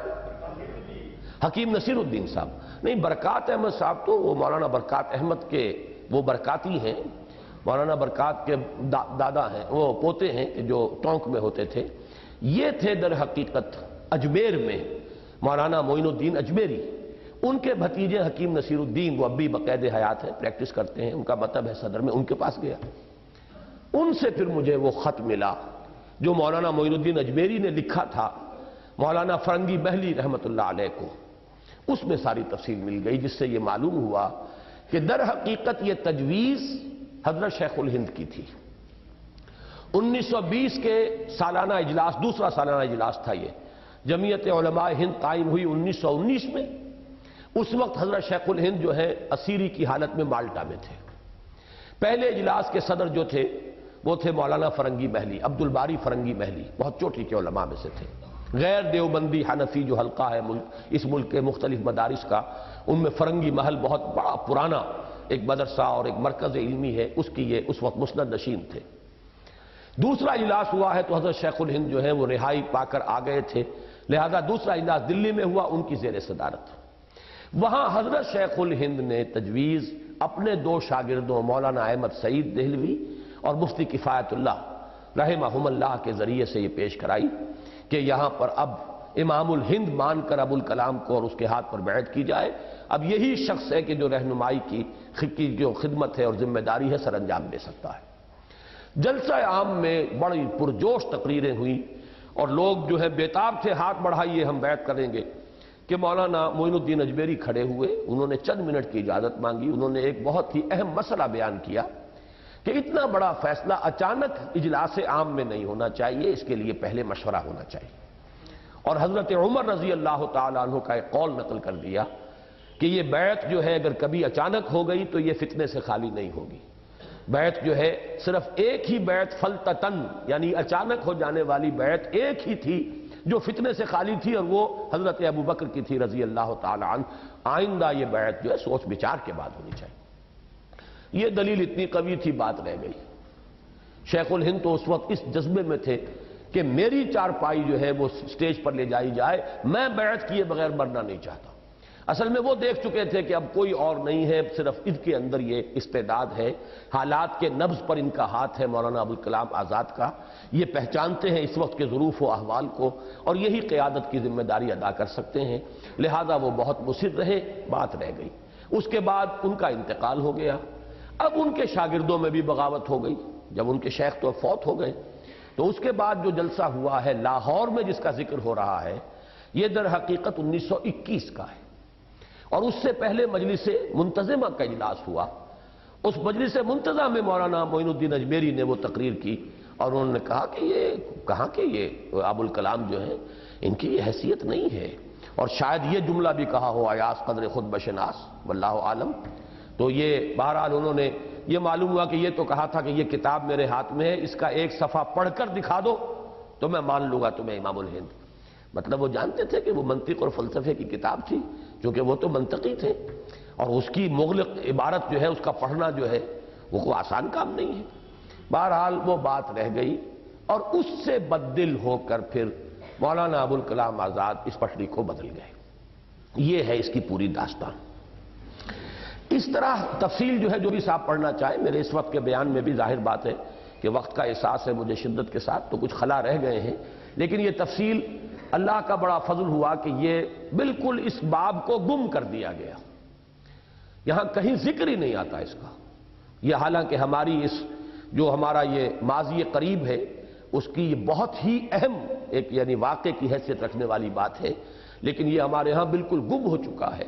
اور اب اس کو اللہ تعالیٰ نے میرے ذریعے سے وہ کھدائی کروائی ہے، ایکسکیویشن ہوئی ہے وہاں سے، اور یہ سارے جو آثار قدیمہ ہیں وہ نکال کر اب میں نے چھاپ دیے ہیں. ورنہ یہ کہ حلقہ دیوبند کے بڑے بڑے علماء کو بھی معلوم نہیں کہ یہ واقعہ اس طور سے ہوا. اس طرح مولانا ابوالکلام آزاد مرحوم تو میدان چھوڑ گئے، لیکن ان کی زوردار دعوت کی گھن گرج سے مسلم انڈیا کی فضائیں دیر تک گونجتی رہیں. اور پھر کم و بیش 10 ہی سال بعد ایک باہمت نوجوان، یہ مراد ہے مولانا مودودی، مولانا سید ابو الاعلیٰ مودودی مؤسس جماعت اسلامی، ظاہر بات ہے اس وقت وہ نوجوان تھے. ایک باہمت نوجوان نے مولانا کو ان کی زندگی ہی میں مرحوم قرار دے کر، یہ مولانا مودودی کا جملہ ہے مولانا ابوالکلام آزاد کے لیے، ابوالکلام مرحوم جو زندگی میں لکھا تھا، وہ ابوالکلام مر گیا جو الہلال اور البلاغ کی دعوت دینے والا تھا. ایک استعارے کا انداز ہے یہ کہ وہ زندگی کا اب تو نقشہ جو ہے ان کا بدل گیا، اور وہ ایک نیشنلسٹ سیاست جو ہے اس کے اندر لگ گئے ہیں. وہ ایک جہاد حریت میں تو ان کا حصہ ہے، لیکن وہ غلبہ دین اور اقامت دین کی زوردار دعوت جو تھی اس کے اعتبار سے ابوالکلام جیتے جی فوت ہو چکے ہیں. مولانا کو ان کی زندگی ہی میں مرحوم قرار دے کر ان کے ترک کردہ مشن کو اختیار کرنے کے عزم مصمم کے ساتھ ان کی تفسیر ترجمان القرآن ہی کے ہم نام ماہنامے کی ادارت سنبھالی. مولانا ابوالکلام کی تفسیر کا نام ہے ترجمان القرآن، اور مولانا مودودی نے جو پرچہ جاری کیا اس کا نام ہے ترجمان القرآن. اور اس کے ذریعے اسی حکومت الہیہ کے قیام کا نصب العین اور تجدید و احیاء دین کی سعی کا ایک نقشہ مسلمانان ہند کے سامنے پیش کرنا شروع کر دیا. اس نوجوان میں مولانا مرحوم کی بنسبت جوش کم تھا، ہوش زیادہ. مولانا مودودی کی شخصیت اور مولانا ابوالکلام سے اس کے تقابل کے ضمن میں یہ چند جملے بہت عمدہ ہیں. جوش کم تھا، ہوش زیادہ. مولانا مودودی وہ خطیبانہ انداز کی تقریریں نہیں کرتے تھے، نہ خطیبانہ انداز کی ان کی تحریریں ہیں. سادہ سلیس اردو میں اپنے مطالب کو بیان کرنا، اور تقریریں بھی کرتے تھے تو لیکچرز ہوتے تھے. خطابت کا جو جوش و خروش اور زور شور ہوتا ہے وہ مولانا مودودی کے ہاں نہیں تھا. ذہانت و فطانت قدرے کم تھی، یعنی ان کے مقابلے میں، مولانا ابوالکلام کے مقابلے میں، لیکن اسی نسبت سے محنت و مشقت کا مادہ بہت زیادہ تھا. یہ محنت ہے جو کمپنسیٹ کرتی ہے اصل میں، اور جو اصل کامیابی کی اس دنیا میں جو شے ضمانت دیتی ہے وہ محنت ہے. مولانا ابوالکلام آزاد وہ چاہے جینیس تھے لیکن محنت کا مادہ ان میں ویسا نہیں تھا. مولانا مودودی چاہے میں انہیں جینیس لوگوں میں شمار نہیں کرتا، ذہین آدمی تو یقیناً تھے، لیکن جینیس کا جو مقام ہوتا ہے عبقری کا وہ ان کا نہیں ہے. لیکن یہ کہ محنتی اور مسلسل اور پابندی کے ساتھ کام کرنے کی صلاحیتیں ان میں بدرجہ اتم موجود تھی. لہذا اس نے پہلے 6-7 برس تک پورے صبر و استقلال کے ساتھ خالص انفرادی طور پر کام جاری رکھا. یہ 6-7 برس نوٹ کر لیجئے، اس میں ایک مشابہت ہے. میں نے بھی یہاں آ کر سن 65 سے جو کام شروع کیا ہے تو 6-7 برس تک بالکل تنہا کام کیا، نہ کوئی انجمن، نہ ادارہ، نہ تنظیم. انجمن قائم ہوئی 1972 میں، تنظیم قائم ہوئی 1975 میں، لیکن 65 سے لے کر اور 72 تک یہ میرا کام خالص انفرادی تھا. مولانا مودودی بھی یہ کام کرتے رہے. حیدرآباد دکن میں پرچہ نکال رہے ہیں، کتابیں شائع کر رہے ہیں. اس وقت جو فکری لوگوں کے اندر انتشار تھا اس کو رفع کرنا، مختلف مسائل پر تنقید، جو بھی نئے جدید رجحانات تھے وہ ان کا صاحب قلم ہونے کے اعتبار سے تو واقعہ یہ ہے کہ ان کے بارے میں یہ مانتے ہیں، سب مانتے ہیں کہ وہ صاحب طرز ادیب تھے. انہوں نے خود اپنی ایک خاص طرز انشاء ایجاد کی تھی. وہ بہت ہی سادہ انداز میں اور بہت سلیس انداز میں بات کو کھول کھول کر پھیلا کر بیان کرنا. تو پہلے 6-7 برس تک پورے صبر و استقلال کے ساتھ خالص انفرادی طور پر کام جاری رکھا. پھر کچھ عرصہ دارالاسلام کے نام سے ایک ادارے کے تحت کام کیا. یہ وہ ادارہ تھا جو علامہ اقبال نے قائم کرایا تھا اور مولانا کو پھر دعوت دی تھی اور وہاں پر مولانا رہے ہیں. اگرچہ اس کے جو مؤسس تھے جنہوں نے وقف قائم کیا تھا ان سے مولانا کے مزاج کی ہم آہنگی نہیں ہوئی. لڑائی بھی ہو گئی. ایک دفعہ وہاں سے لڑ بھڑ کر مولانا لاہور واپس آ گئے. یہاں یہ جو اسلامیہ پارک ہے یہاں مکان کرائے پر لیا، یہیں پر جماعت اسلامی کی تاسیس کی 1941 میں. لیکن پھر وہ چودھری غلام چودھری نیاز علی خان صاحب پھر آ گئے، پھر لے گئے. تو اس طرح کا معاملہ رہا جو سکون جس کو کہتے ہیں وہ حاصل نہیں تھا، اس لیے کہ ادارہ ان کا اپنا نہیں تھا۔ اس معاملے میں بھی ساتھ کے ساتھ واضح کرتا رہا ہوں، اس معاملے میں مجھ پر اللہ کا فضل بہت بڑا ہوا ہے۔ وہ یہ کہ میں نے جو پہلے ادارہ قائم کیا وہ خود قائم کیا ہے، اس میں اپنا ویٹو رکھا ہے، اختیار میرا ہے، جو بھی ساتھ دے رہا ہے میرا ساتھ دے رہا ہے۔ مجھے کوئی بھی اس 17-18 سال کے اندر وہ اس طرح کی صورتحال سے سابقہ پیش نہیں آیا جیسا مولانا نیاد علی خان صاحب کے ذریعے سے پیش آیا، اس لیے کہ بہرحال وقف کرنے والے وہ تھے، متولی وہ تھے، اختیارات تو نیاد علی خان کے ہاتھ میں تھے، کام کرنے والے مولانا مودودی تھے، وہ تو گویا کہ غیر کی جگہ میں بیٹھے ہوئے تھے، وہ جتنی بھی وہ یہ بڑی عنایت تھی کہ جگہ دے رکھی ہے۔ باقی یہ ہے کہ اس کا اختیار جو ہے اب آپ کو اندازہ ہے کہ اس سے کس قدر ایک فرکشن سی رہتی ہے، تو وہ کیفیت جو ہے مولانا اس سے دوچار رہے ہیں پورے عرصے۔ الحمدللہ کہ ہم نے ادارہ قائم کیا تو وہ چونکہ میرا ہی جو حلقہ درس تھا اسی میں جو لوگ جو اس میں شامل ہوئے اور جو ہم خیال بنے انہی سے انجمن وجود میں آئی، اور اس کے صدر مؤسس کی حیثیت سے ویٹو میں نے اپنے پاس رکھا ہے۔ اگرچہ آج تک 18 برس میں وہ ویٹو استعمال نہیں ہوا، لیکن تلوار لٹکی ہوئی ہے۔ اختلاف کرنے والا جو ہے سوچ سمجھ کے اختلاف کرتا ہے کہ اختیار آخری اس کے پاس ہے، لیکن یہ کہ آج تک یہ کہ فیصلے ہمارے متفق علیہ ہی ہوتے رہے ہیں 18 برس، یہ ایک علیحدہ بحث ہے، اس کو بھی ہمیں زیر بحث لانا، اس مسئلے کو بعد میں یہاں صرف تذکرہ کیا میں نے۔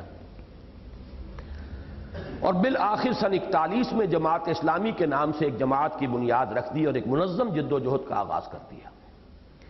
جماعت کے قیام سے قبل اس نوجوان نے پہلے انڈین نیشنل کانگریس میں شامل یا اس کے حلیف علماء کے موقف پر شدید تنقید کی اور اپنے زور استدلال سے ان کے طریقہ کار کا انجام کار کے اعتبار سے اسلام اور مسلمان دونوں کے حق میں سخت مضر ہونا ثابت کر دیا۔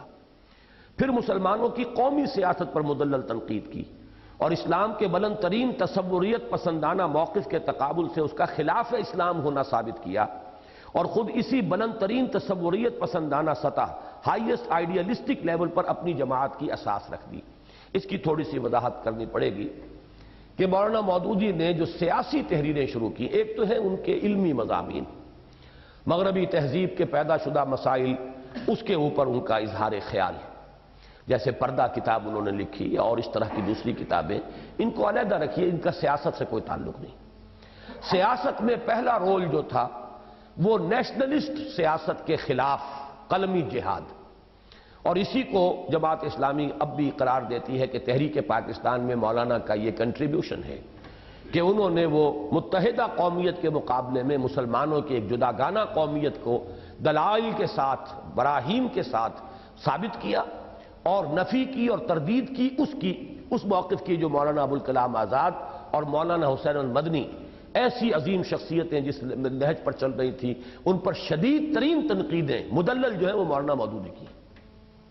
اس کے ضمن میں جیسے کہ بعد میں عرض کروں گا، میں اس بات کو صحیح سمجھتا ہوں، اگرچہ میرے نزدیک وہ چیز حرام نہیں تھی، وقتی تدبیر کے طور پر، ایک جوائنٹ ڈیفنس کے طور پر ایک متحدہ قومیت میرے نزدیک حرام نہیں ہے، لیکن یہ کہ واقعتاً متحدہ قومیت کا جو فلسفہ ہندو پیش کر رہا تھا وہ یقیناً مسلمانوں کے لیے اور اسلام کے لیے مضر تھا اس وقت۔ وہ بات کیوں نظر نہیں آئی مولانا مدنی کو یا مولانا ابوالکلام آزاد کو، یہ ایک سوال ہے، اس کو ذہن میں رکھیے، اس کا جواب جب ہم پڑھیں گے اسلام اور پاکستان کے اجزاء تب وہاں پر اس کی بحث ملے گی، میں اس وقت اس کی تفصیل میں نہیں جانا چاہتا، لیکن میرا موقف یہ ہے کہ اتنی شدید تنقید کی ضرورت نہیں تھی۔ اس کے کفر کے ساتھ ڈانڈے ملا دینا یہ در حقیقت ایک انتہا پسندی کی علامت ہے، اس کی نفی کی جائے، اس کے اختلاف کیا جائے، لیکن یہ کہ اسے بالکل کفر قرار دے دینا، اس کے اندر میرے نزدیک حد اعتدال سے تجاوز ہے۔ اس کے بعد پھر مولانا مودودی نے مسلم قوم پرستی پر بھی اسی طرح کی تیز و تند تقریریں کی، وہ تحریریں لکھیں، وہ مسلمان اور موجودہ سیاسی کشمکش حصہ دوم میں آئیں۔ اب مسلم لیگی ڈسلیوژن ہو گئے مولانا سے، پہلے وہ سمجھتے تھے ہمارا آدمی ہے، ہمارا کیس لڑ رہا ہے، اب سمجھا کہ ان کی تو راستہ اور ہے، ہمارے بھی خلاف ہے۔ اس کے بعد مولانا کی تحریک پاکستان کے خلاف شدید تنقیدیں، یہ وہ ہیں جو ان کے مخالفین پیش کرتے ہیں کہ یہ پاکستان کے مخالف تھے، تو باتیں دونوں اپنی جگہ پر ہیں۔ ابتدا میں مولانا کا کام وہ تھا کہ جس نے نیشنلسٹ علماء کی موقف کی نفی کر کے گویا کہ بالواسطہ طور پر مسلم نیشنلسٹ موومنٹ جو تھی، مسلم نیشنلزم، اس کو تقویت پہنچائی، لیکن یہ کہ اس کے بعد پھر جو ان کا دوسرا دور ہے اس میں شدید ترین تنقیدیں جو ہیں وہ تحریک پاکستان، تحریک مسلم لیگ اور مسلم نیشنلزم، اور اس کو بھی گویا کہ کفر کے قریب ہی مولانا نے پہنچا دیا ہے۔ چنانچہ جماعت اسلامی کے اساسی موقف کا خلاصہ یہ قرار پایا، یہ بہت اہم ہے، چند جملے ان کو اچھی طرح خوب ایک ایک لفظ کو غور سے پڑھیے۔ اسلام مذہب نہیں دین ہے، اور اس کی اصل حیثیت ایک کامل نظام حیات، نظریہ حیات اور مکمل نظام زندگی کی ہے، جو اپنی عین فطرت کے تقاضے کے طور پر اپنا کلی نفاذ اور کامل غلبہ چاہتا ہے۔ اس میں قطعاً کسی اختلاف کی گنجائش نہیں، 100% صحیح ہے۔ اگرچہ صدیوں کے اثرات کی وجہ سے ہمارے علماء کے ذہنوں سے یہ تصور نکل گیا تھا، ان کے ذہن کا اگر آپ تجزیہ کریں گے تو اسلام کو ایک مذہب سمجھ کر عبادات اور کچھ معاملات ذاتی زندگی کے، اس کی اہمیت اتنی زیادہ، اور باقی چیزیں ان کے ذہن سے اوجھل ہو گئی تھی، آنکھ اوجھل پہاڑ اوجھل۔ لیکن اثر نو اسلام کا وہ ہماگیر تصور جو ہے، اس کو مولانا مودودی نے اپنی تحریروں سے جس طرح نمایاں کیا ہے، اگرچہ اس فکر کے بیج موجود تھے ابوالکلام کے ہاں بھی، لیکن وہ جو وضاحت اور سلاست کے ساتھ مولانا نے اسے بیان کیا، پھر یہ فکر جو ہے بتمام و کمال موجود تھا علامہ اقبال کی شاعری کے اندر بھی، لیکن یہ کہ شاعری ایک جذبہ جوش پیدا کرتی ہے، جو مستقل فکر کی تعمیر ہے اس میں تو اس کا اتنا بڑا حصہ نہیں ہوتا۔ تو اس اعتبار سے یہ پہلی چیز 100% درست، پہلے بھی تھی آج بھی۔ پھر پڑھ لیجئے، اسلام مذہب نہیں دین ہے، اور اس کی اصل حیثیت ایک کامل نظریہ حیات اور مکمل نظام زندگی کی ہے، جو اپنی عین فطرت کے تقاضے کے طور پر اپنا کلی نفاذ اور کامل غلبہ چاہتا ہے۔ نمبر 2، عبادت صرف مراسم عبودیت کا نام نہیں ہے، بلکہ اس نظام کی کلی اطاعت کا نام ہے۔ یہ بھی 100% درست ہے۔ البتہ اس میں کمی کا پہلو کیا ہے، جو ہم نشر ثانیہ میں ہم پڑھ چکے، کہ اس عبادت کی روح جو ہے محبت الہی، اس کو جتنا ایمفیسائز کرنا چاہیے تھا نہیں کیا، لیکن عبادت میں اطاعت تو لازماً شامل، اس میں کوئی شک نہیں، لہذا غلط نہیں ہے یہ انٹرپریٹیشن۔ اسی لیے وہاں ہم نے دیکھا تھا کہ تعبیر کی کوتاہی کا عنوان ہم نے قائم کیا اسلام کے نشر ثانیہ میں، کہ در حقیقت پوری تعبیر نہیں ہو رہی، پوری تعبیر اس طرح ہوگی کہ عبادت کا جسد جو ہے، اس کا جسم وہ تو ہے اطاعت، کلی اطاعت، لیکن اس کی روح، اس کی جان جو ہے وہ اللہ کی محبت ہے۔ نمبر 3، مسلمان قوم نہیں، امت مسلمہ اور حزب اللہ ہے، 100% درست، اور ان کی اصل حیثیت ایک نظریاتی جماعت، آئیڈیالوجیکل پارٹی یا آئیڈیالسٹک پارٹی لکھا ہوا ہے یہاں، کی ہے، جس کا اولین مقصد اپنے نظریات کے مطابق انقلاب برپا کرنا اور اپنے نظام زندگی کو بالفعل برپا اور قائم کرنا۔ صحیح ہے، اس کو بھی ہم بالکل صحیح قرار دیتے ہیں۔ نمبر 4، دنیا کے موجودہ غیر مسلموں کی ایک عظیم اکثریت قانوناً تو کافر ہے، لیکن حقیقتاً کافر نہیں ہے، اس لیے کہ ان کے سامنے اسلام کی دعوت پیش ہی نہیں کی گئی کہ ان کے انکار یا رد کر دینے کا سوال پیدا ہو۔ انہیں غیر مسلم کہنا چاہیے، کافر نہیں کہا جا سکتا۔ کافر وہ ہوتا ہے جس کے سامنے دعوت پیش کی جائے اور وہ رد کر دے، لیکن یہاں تو ہم نے دعوت صدیوں سے پیش ہی نہیں کی۔ اب بھی دعوت و تبلیغ تبلیغی جماعت بھی کر رہی ہے تو مسلمانوں میں کر رہی ہے، صاف کہتی ہے کہ ہمارا تو دائرہ کار مسلمانوں تک محدود ہے، تو ان تک تو دعوت کا عمل جو ہے صدییں ہو گئی کہ بند ہے۔ پہلے کبھی صوفیہ بیچارے کرتے تھے، جاتے تھے، کہیں بیٹھ گئے، معین الدین اجمیری آ گئے، کہیں کوئی اور آ گئے، اب تو وہ بازار بھی بند پڑے ہوئے ہیں۔ تو ان کے سامنے دعوت پیش کب کی گئی کہ جن کو کافر کہا جائے؟ یہ غیر مسلم ہے جب تک اسلام قبول نہیں کرتے، لیکن یہ ہے کہ قانوناً آپ انہیں کافر سمجھیں گے، وہی ان کا سٹیٹس ہوگا جو کافروں کا ہے، لیکن ان کی اصل حقیقت کو ذہن میں رکھیے۔ نمبر 5، اسی طرح دنیا کے موجودہ مسلمانوں کی ایک عظیم اکثریت بھی صرف قانونی اور نسلی مسلمانوں پر مشتمل ہے، نہ کہ حقیقی مسلمانوں پر، اس لیے کہ نہ ان کے قلوب و اذہان میں اسلام کے نظریاتی اور اعتقاداتی اساسات راسخ ہیں، نہ ان کے عمل میں اسلامی قانون کی پابندی اور شریعت کا التزام ہی پایا جاتا۔ تو یہ ایک بہت اہم بات ہے۔ مسلمان بھی بس قانونی مسلمان ہیں، حقیقی مسلمان تو نہیں ہے، وہ ایمان والی بات نہیں، اعمال ان کے جو ہے کافروں والے، اور اسی طریقے سے کافر بھی بس قانونی کافر ہیں، ان کو حقیقی کافر اس معنی میں نہ سمجھیے کہ ان کے سامنے دعوت پیش ہی نہیں کی گئی۔ نمبر 6، مسلمانوں کے قومی مفادات کے تحفظ اور ان کے سیاسی حقوق کی حفاظت یا ان کی آزادی اور خود اختیاری کے حصول کی جد و جہد کا اسلام کی نشرت ثانیہ یا احیاء دین سے ہرگز کوئی تعلق نہیں۔ یہاں میرے نزدیک انتہا پسندی ہے. یہ میں نے بات کہی نا، اسلام اور مسلمان دو علیحدہ چیزیں بھی ہیں، لیکن یہ کہ یہ باہم ملی ہوئی بھی ہیں. اصل میں اسی نقطے کے تحت ہے ساری تنقید جو مسلم لیگ پر اور تحریک پاکستان پر ہوئی کہ تم مسلمانوں کا مسئلہ حل کرنا چاہتے ہو، اسلام تو اس راستے سے آئے گا نہیں. یہ بات صحیح تھی، اسلام نہیں آ سکتا اس راستے سے. ایک قومی جنگ ہے، یہ اسلام کی جنگ نہیں ہے. اور اسلام کی نگاہ میں تو مسلم قوم پرستی بھی اسی طرح کی ہے جیسی کوئی اور قوم پرستی. یہ مولانا کے الفاظ ہیں، کوئی فرق نہیں ہے اس میں.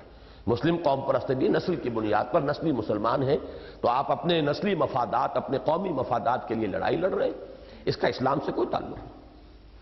اب میرا موقف کیا، اصولی اعتبار سے یہ بات درست ہے، لیکن یہ کہ مسلمانوں کے معاملے کو اس طریقے سے بالکل اس کی نفی کر دینا جو ہے یہ انتہا پسندی ہے. مولانا نے فلسطین کے مسئلے پہ بھی یہی رائے دی تھی. میری کتاب تحریک جماعت اسلامی میں وہ اقتباسات موجود ہیں سارے، کہ ہمیں اس سے کوئی بحث نہیں، کیا ہو رہا ہے، کیا ظلم ہو رہا ہے، کیا اسرائیل کی ریاست قائم کی جا رہی ہے، کس طرح ان کو بے گھر کیا جا رہا ہے. کوئی یہ سب اصل میں سزائیں ہیں جو ہمیں مل رہی ہیں اس جرم کی کہ ہم نے اپنا اصل کام چھوڑ دیا ہے. ہمیں ان چیزوں سے کوئی دلچسپی نہیں ہے کہ اب ان مسئلوں کے حل کرنے میں ہم لگ جائیں. چھٹی بات کہ مسلمانوں کے قومی مفادات کا تحفظ اور ان کے سیاسی حقوق کی حفاظت یا ان کی آزادی اور خود اختیاری کے حصول کی جد و جہد کا اسلام کی نشأت ثانیہ یا احیاء دین سے کوئی تعلق نہیں. میں عرض کر رہا ہوں کہ میں اس کو اصولی اعتبار سے صحیح سمجھتا ہوں، لیکن ریئلزم کے بھی کچھ تقاضے ہیں، حقائق کے پر بھی نگاہیں رہنی چاہیے. اور ان میں یہ ہے کہ بہرحال مسلمان اور اسلام کا ایک رشتہ ہے، اور مسلمان کے جان و مال کا تحفظ، مسلمان کی آبرو کا تحفظ، مسلمان کے دنیاوی جو بھی مفادات اور حقوق ہیں ان کے لیے کوشش، یہ بھی آپ اسے غیر اسلامی کام نہیں کہہ سکتے. آپ یہ کہیں یہ کام ہمیں نہیں کرنا، یہ دوسری بات ہے. ہم نے اپنے آپ کو کسی اور کام کے لیے وقف کر لیا ہے، یہ علیحدہ بات ہے. لیکن اس کے اوپر اس درجے کی شدید تنقید کہ وہ گویا کہ بالکل اسلام کے دائرے سے باہر کا کوئی کام ہو رہا ہے، یہ میرے نزدیک تشدد یا شدت پسندی جسے کہتے ہیں اس کا ایک مظہر ہے. اس میں آپ کے سامنے بات رکھوں کہ میرے سامنے ہے معاملہ بنی اسرائیل کا. بنی اسرائیل جس درجے اخلاقی دینی اعتبار سے زوال کا شکار تھے جب حضرت موسیٰ علیہ السلام کی بعثت ہوئی ہے، اس کا آپ اس سے اندازہ کر لیجئے کہ حضرت موسیٰ علیہ السلام کی ساری دعوت اور تبلیغ اور سارے معجزات جو انہوں نے دکھائے، سب دیکھ کر بھی اس قوم کا حال یہ رہا ہے کہ ایک تو یہ کہ جیسے ہی حضرت موسیٰ گئے کوہ طور پر انہوں نے بچڑا بنا لیا، پوجنا شروع کر دیا. بہت بڑی تعداد تو اسی میں لگ گئی. اس سے پہلے خود کہہ چکے تھے کہ موسیٰ ہمارے لیے بھی کوئی بت جو ہے بنا دو، ہم بھی ذرا اسی طریقے سے تپسیا کیا کریں جیسے یہ دوسری قومیں کرتی ہیں، گیان دھیان کے لیے خوگرے پیکرے محسوس ہے انسان کی نظر تو کوئی سامنے ہو تو ذرا. یہ ان کا حال ہے. اور پھر یہ کہ جب وقت آیا ہے جنگ کا تو کوڑا جواب، صاف جواب. لیکن اس کے باوجود یہ سب کچھ ہوا ہے حضرت موسیٰ علیہ السلام کی ساری دعوت، جو بھی انبیاء دعوت نبوت اور کارنامہ رسالت ہے، سب کے بعد یہ حال ہے جس قوم کا، تو اس سے پہلے کیا حال ہوگا؟ قیاس کن ز گلستان من بہار مرا. لیکن اس قوم کو مظلومیت کی حالت سے نکال کر اور آزادی دلانے کے لیے اللہ تعالیٰ نے حضرت موسیٰ کو مبعوث کیا ہے. حضرت موسیٰ کی بعثت کے بنیادی مقاصد کے اندر یہ چیز شامل تھی. پہلی جو دربار کے اندر ان کی حاضری ہوئی ہے، انہوں نے دعوت پیش کی ہے، تو یہ تھا ارسل معنا بنی اسرائیل ولا تعذبہم. بنی اسرائیل پر جو تم نے ظلم و ستم کے پہاڑ توڑے ہوئے ہیں ان سے ان کو رہا کرو اور میرے ساتھ جانے دو. ہم جہاں سے آئے تھے وہیں واپس جانا چاہتے ہیں، اس لیے کہ یوسف علیہ السلام کے زمانے میں ہم آئے تھے یہاں پر اور آباد ہوئے تھے تمہارے اس ملک کے اندر، لیکن اب تم نے ہم پہ جو ہے ظلم و ستم جو روا رکھے ہیں، اب ہمیں اجازت دو، واپس جاتے ہیں. ہم تو فلسطین سے آئے تھے، فلسطین لوٹ جائیں گے. لیکن وہ فرعون کہاں جانے دینے والا تھا، اس لیے کہ انہیں تو بیگار ملی ہوئی تھی. یہ احرام مصر کی تعمیر میں ان کا خون شامل ہے، ان کی ہڈیاں شامل ہیں، مفت کی لیبر، اور ان سے جو شدید ترین پرسیکیوشن تھی، تو اللہ نے ان کو نجات دلائی. اس اعتبار سے مسلمانوں کے جو قومی جو معاملات ہیں، آزادی کے حصول، ان کا مستقبل، ان کے مفادات، ان کی مصلحتیں، یہ چیز بھی در حقیقت دین کے دائرے سے خارج نہیں ہے. البتہ آپ یہ کہہ سکتے ہیں کہ بھئی آپ اس کام میں لگے ہوئے، ہمیں اس کام سے دلچسپی نہیں، ہم اس سے بلند تر ایک کام ہے وہ کرنا چاہتے ہیں. الحمدللہ کہ میرا موقف ہمیشہ یہ رہا ہے، میں نے کبھی یہ نہیں کہا الیکشن میں حصہ لینا حرام ہے. میں نے کہا ٹھیک ہے، جن لوگوں کی نیت یہی ہے اور جن کی رائے یہی ہے اسی راستے سے اسلام آ سکتا ہے، لگے اس میں، بلکہ وہ صرف ہمدردی جو ہے اس کے راگ نہ الاپیں، جماعت میں شامل ہوں، ڈٹ کر کام کریں، اس کے نظم اور ڈسپلن کو قبول کریں۔ میں اسے حرام نہیں کہتا، تبلیغی جماعت کے کام کو معاذ اللہ ثم معاذ اللہ میں حرام تو نہیں کہتا، میں یہ کہتا ہوں کہ یہ کام اس معیار مطلوب اور اس تیسرے لیول تک چونکہ نہیں جا رہا ہے، لہذا ہم جو کام کرنا چاہتے ہیں، یا یہ کہ ان کی اپروچ نان انٹلیکچول ہے، جبکہ جب تک اس انٹیلیجنسیا کو آپ متاثر نہیں کریں گے، اس میں مضبوط نیوکلیس نہیں بنے گا، اس وقت تک یہ گاڑی آگے نہیں چلے گی۔ تو ہم نے اپنے آپ کو ان کاموں کے لیے وقف کیا، لیکن یہ کہ نفی کی وہ شدت جو ہے الحمدللہ ثم الحمدللہ اللہ نے میرے مزاج میں پیدا ہی نہیں کی ہے، اگرچہ اس کا ایک نقصان ہوتا ہے مجھے، جب یہ بات کہی جائے کہ صرف ہم حق پر ہیں باقی سب کفر ہے، تو جو بھی آپ کے ساتھ آ جائے گا وہ بڑا پختہ ہوگا پھر آپ کے ساتھ، باقی تو سب کفر ہی ہے، لہذا اس کے اندر جو جوش ہوگا، جو جذبہ ہوگا، میں ہی میں ہوں، ہم ہی ہم ہیں اور کوئی نہیں، تو وہ کام بھی زیادہ کرتے ہیں، پھر بھاگ دوڑ بھی ہوتی ہے، جذبہ بھی ہوتا ہے، چلت پھرت بھی ہوتی ہے۔ جب آپ یہ کہیں بھائی حرام وہ کام بھی نہیں ہے، لیکن یہ کام ہے جو اہم تر ہے، بہتر ہے، ہمیں یہ نزدیک زیادہ ضروری محسوس ہو رہا ہے، تو پھر وہ بات نہیں ہوتی کہ جو ایک امتیازی شان کے ساتھ ہوتی ہے کہ ہم ہی ہم ہیں اور کوئی بھی نہیں۔ تو مجھے جو بھی نقصان اس کا پہنچا میں سمجھتا ہوں اس کو، ہماری جو رفتار کار سلو ہے اس میں اس کا بھی ایک دخل ہے کہ میں دوسرے کاموں کو بھی حرام تو نہیں کہہ رہا نا، کفر تو نہیں کہہ رہا اس اعتبار سے، لیکن یہ کہ میں اسے شعوری طور پر قبول کرتا ہوں کہ نہیں، البتہ یہ جو وسعت نظر ہے، وسعت قلب ہے، اس کو برقرار رکھنا چاہیے، ان دی لانگ رن یہی دین کے لیے اور امت کے لیے اور ملت کے لیے مفید نقطہ نظر یہی ہے۔ نمبر 7 یہ کنکلوڈنگ پیرا ہے، کرنے کا اصل کام یہ ہے کہ اولاً بلا لحاظ مذہب و ملت پوری نوع انسانی کو بندگی رب کی طرف پکارا جائے اور اسلام کی نظریاتی اساسات کو شعوری طور پر قبول کرنے کی دعوت دی جائے، پھر سابق غیر مسلموں یا نسلی مسلمانوں میں سے جنہیں بھی اللہ تعالیٰ اسلام کو شعوری طور پر قبول کرنے کی توفیق عطا فرمائے، ان کی قوتوں کو ایک ہیئت تنظیمی کے تحت مجتمع کر کے غلبہ دین حق یا حکومت الہیہ کے قیام کی منظم جد و جہد کی جائے۔ اس پر نوٹ یہ پڑھ لیجئے کہ واضح رہے کہ جب جماعت اسلامی کے قیام کے کچھ عرصے بعد مولانا اصلاحی کا قرآنی فکر بھی اس تحریک کے ساتھ شامل ہوا، مولانا اصلاحی صاحب تاسیسی اجلاس میں شریک نہیں تھے، بلکہ یہ کہ مولانا منظور نعمانی نے انہیں آمادہ کیا کہ وہ بھی جماعت میں شامل ہو جائیں۔ پھر یہ کہ شروع میں ظاہر بات ہے کہ ان کا جب تک کہ وہ رہے اپنے وہیں سرائے میر میں تو ان کا وہ حصہ جماعت میں نہیں تھا، یہ جب منتقل ہو کر دارالاسلام میں آ گئے تو پھر انہوں نے لکھنا بھی شروع کیا ترجمان القرآن کے اندر۔ دعوت دین نامی کتاب جو ہے مولانا اصلاحی کی یہ اس دور کی ہے، جو اشارات یعنی ایڈیٹوریل کے طور پر شائع ہوئی ہے، وہ بالاقساط ترجمان القرآن میں۔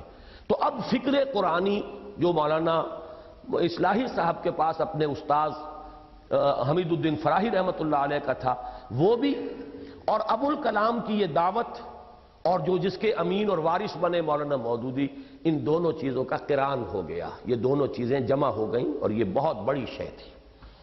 اس کا ایک نتیجہ یہ نکلا کہ حکومت الہیہ کی اصطلاح سرے سے متروک ہو گئی اور اس کی جگہ شہادت حق اور اقامت دین کی خالص قرآنی اصطلاحوں نے لے لی۔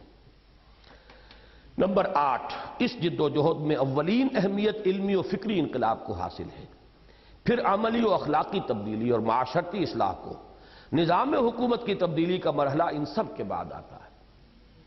یہ 8 پوائنٹس ہیں جو میری کتاب جو ہے تحریک جماعت اسلامی، اس کا دور اول والا جو حصہ ہے تقریباً 80 صفحات کا، یہ اس کا نچوڑ ہے جو میں نے یہاں بیان کر دیا ہے۔ اب جو میری رائے ہے وہ پڑھیے۔ ہمارے نزدیک اس موقف میں انتہا پسندی کی شدت تو ہے، لیکن اس میں کوئی شک نہیں کہ اسلام کا ٹھیٹھ نظریاتی اور اصولی موقف یہی ہے۔ اب اس سے زیادہ تائید کے لیے زوردار الفاظ تو اور ممکن نہیں۔ اسلام کا ٹھیٹھ نظریاتی اور اصولی موقف یہی ہے۔ مسلمان قوم نہیں ہے، مسلمان امت ہے، حزب ہے، اللہ کی پارٹی ہے۔ قومی مسائل وہ اپنی جگہ پر ہیں، لیکن یہ کہ مسلمان کا اصل کام اسلام کے لیے جان دینا ہے، غلبہ اسلام کی جد و جہد ہے۔ اور دوسری احیائی مسائی کے ساتھ ساتھ اس خالص اصولی اسلامی اصولی اساس پر کسی تحریک کا اٹھنا وقت کی اہم ضرورت تھی جو مولانا سید ابوالعالی مودودی کے ہاتھوں پوری ہوئی، اور ہم داد دیے بغیر نہیں رہ سکتے کہ اس پر کہ مولانا موصوف اور ان کے رفقائے کار حالات کی سخت نامساعدت کے علی الرغم اور ہر طرح کے طعن و طنز اور تمسخر و استہزاء کے باوجود مسلسل 6 سال اس موقف پر ڈٹے رہے، لیکن صرف 6 سال، پارٹیشن کے بعد ایک دم ایک ٹرن لیا ہے۔ یہ 6 سال 41 سے سن 47 تک کے ہیں، اور یہی 6 سال ہیں کہ جو مسلم نیشنلسٹ موومنٹ جو ہے تحریک پاکستان، تحریک مسلم لیگ، اس کے عروج کا دور ہے۔ اب اس دور میں ایک شخص یہ کہہ رہا ہے کہ ہمیں اس سے کوئی دلچسپی نہیں، مسلمان قومیت جو ہے یہ بھی جس جیسی دنیا کی دوسری قومیتیں جو ہے اسلام کی نگاہ میں ان کی کوئی حیثیت نہیں، ایسی مسلم قومیت کی بھی حیثیت نہیں، اور اسلام کی جنگ اور مسلمانوں کی جنگ ایک ساتھ نہیں لڑی جا سکتی، قومی جنگ اور اسلام کی جنگ۔ اب پر مسلم لیگیوں کی طرف سے جو رد عمل تھا، جو استہزاء تھا، جو تمسخر تھا، وہ اپنی جگہ تھا، لیکن اس پر داد دینی چاہیے کہ ڈٹے رہے اس موقف پر، اسی پر چلتے رہے، اسی پر کام کیا، اور ایک جمعیت جو ہے مولانا مودودی نے اپنی وہی جو محنت اور پابندی کے ساتھ کام کرنے کا جو جذبہ ہے، اس کے نتیجے میں انہوں نے ایک جمعیت فراہم کی۔ نتیجتاً عزیمت کی نہایت اعلیٰ مثالیں چشم فلک نے دیکھیں، اور تاریخ دعوت و عزیمت میں ایک نہایت درخشاں باب کا اضافہ ہو گیا۔ اس طرح گویا وہ کام جسے احیاء اسلام کے راست اقدام سے تعبیر کیا جا سکتا ہے، جس کا ابتدائی خاکہ بلو پرنٹ مولانا ابوالکلام آزاد مرحوم نے تیار کیا تھا، عملاً مولانا مودودی کے ہاتھوں شروع ہوا۔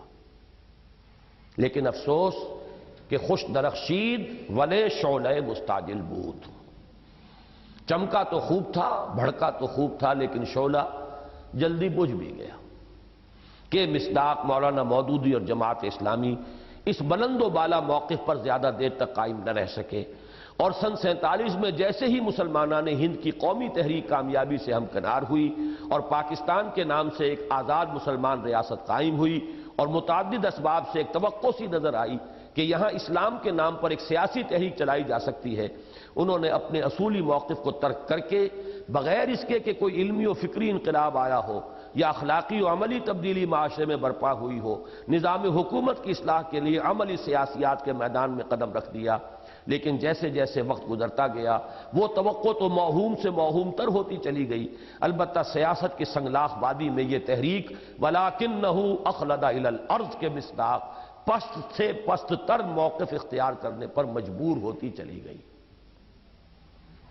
اس کی پوری تفصیل جو ہے وہ تحریک جماعت اسلامی کا پھر وہ حصہ دوم ہے، کیسے اب قومی راگ الاپے گئے، اور ہمارا قومی مسئلہ اور قومی جد و جہد اور قومی جو پہلے قومی کا لفظ جو ہے وہ انتہائی متروک، انتہائی مبغوض تھا، اب اسی کے اوپر قومی جد و جہد، جس کو میں نے اپنی اس کتاب میں کنکلوڈ کیا ہے کہ جماعت اسلامی ایک اصولی اسلامی انقلابی جماعت سے ہٹ کر ایک اسلام پسند قومی سیاسی جماعت بن گئی۔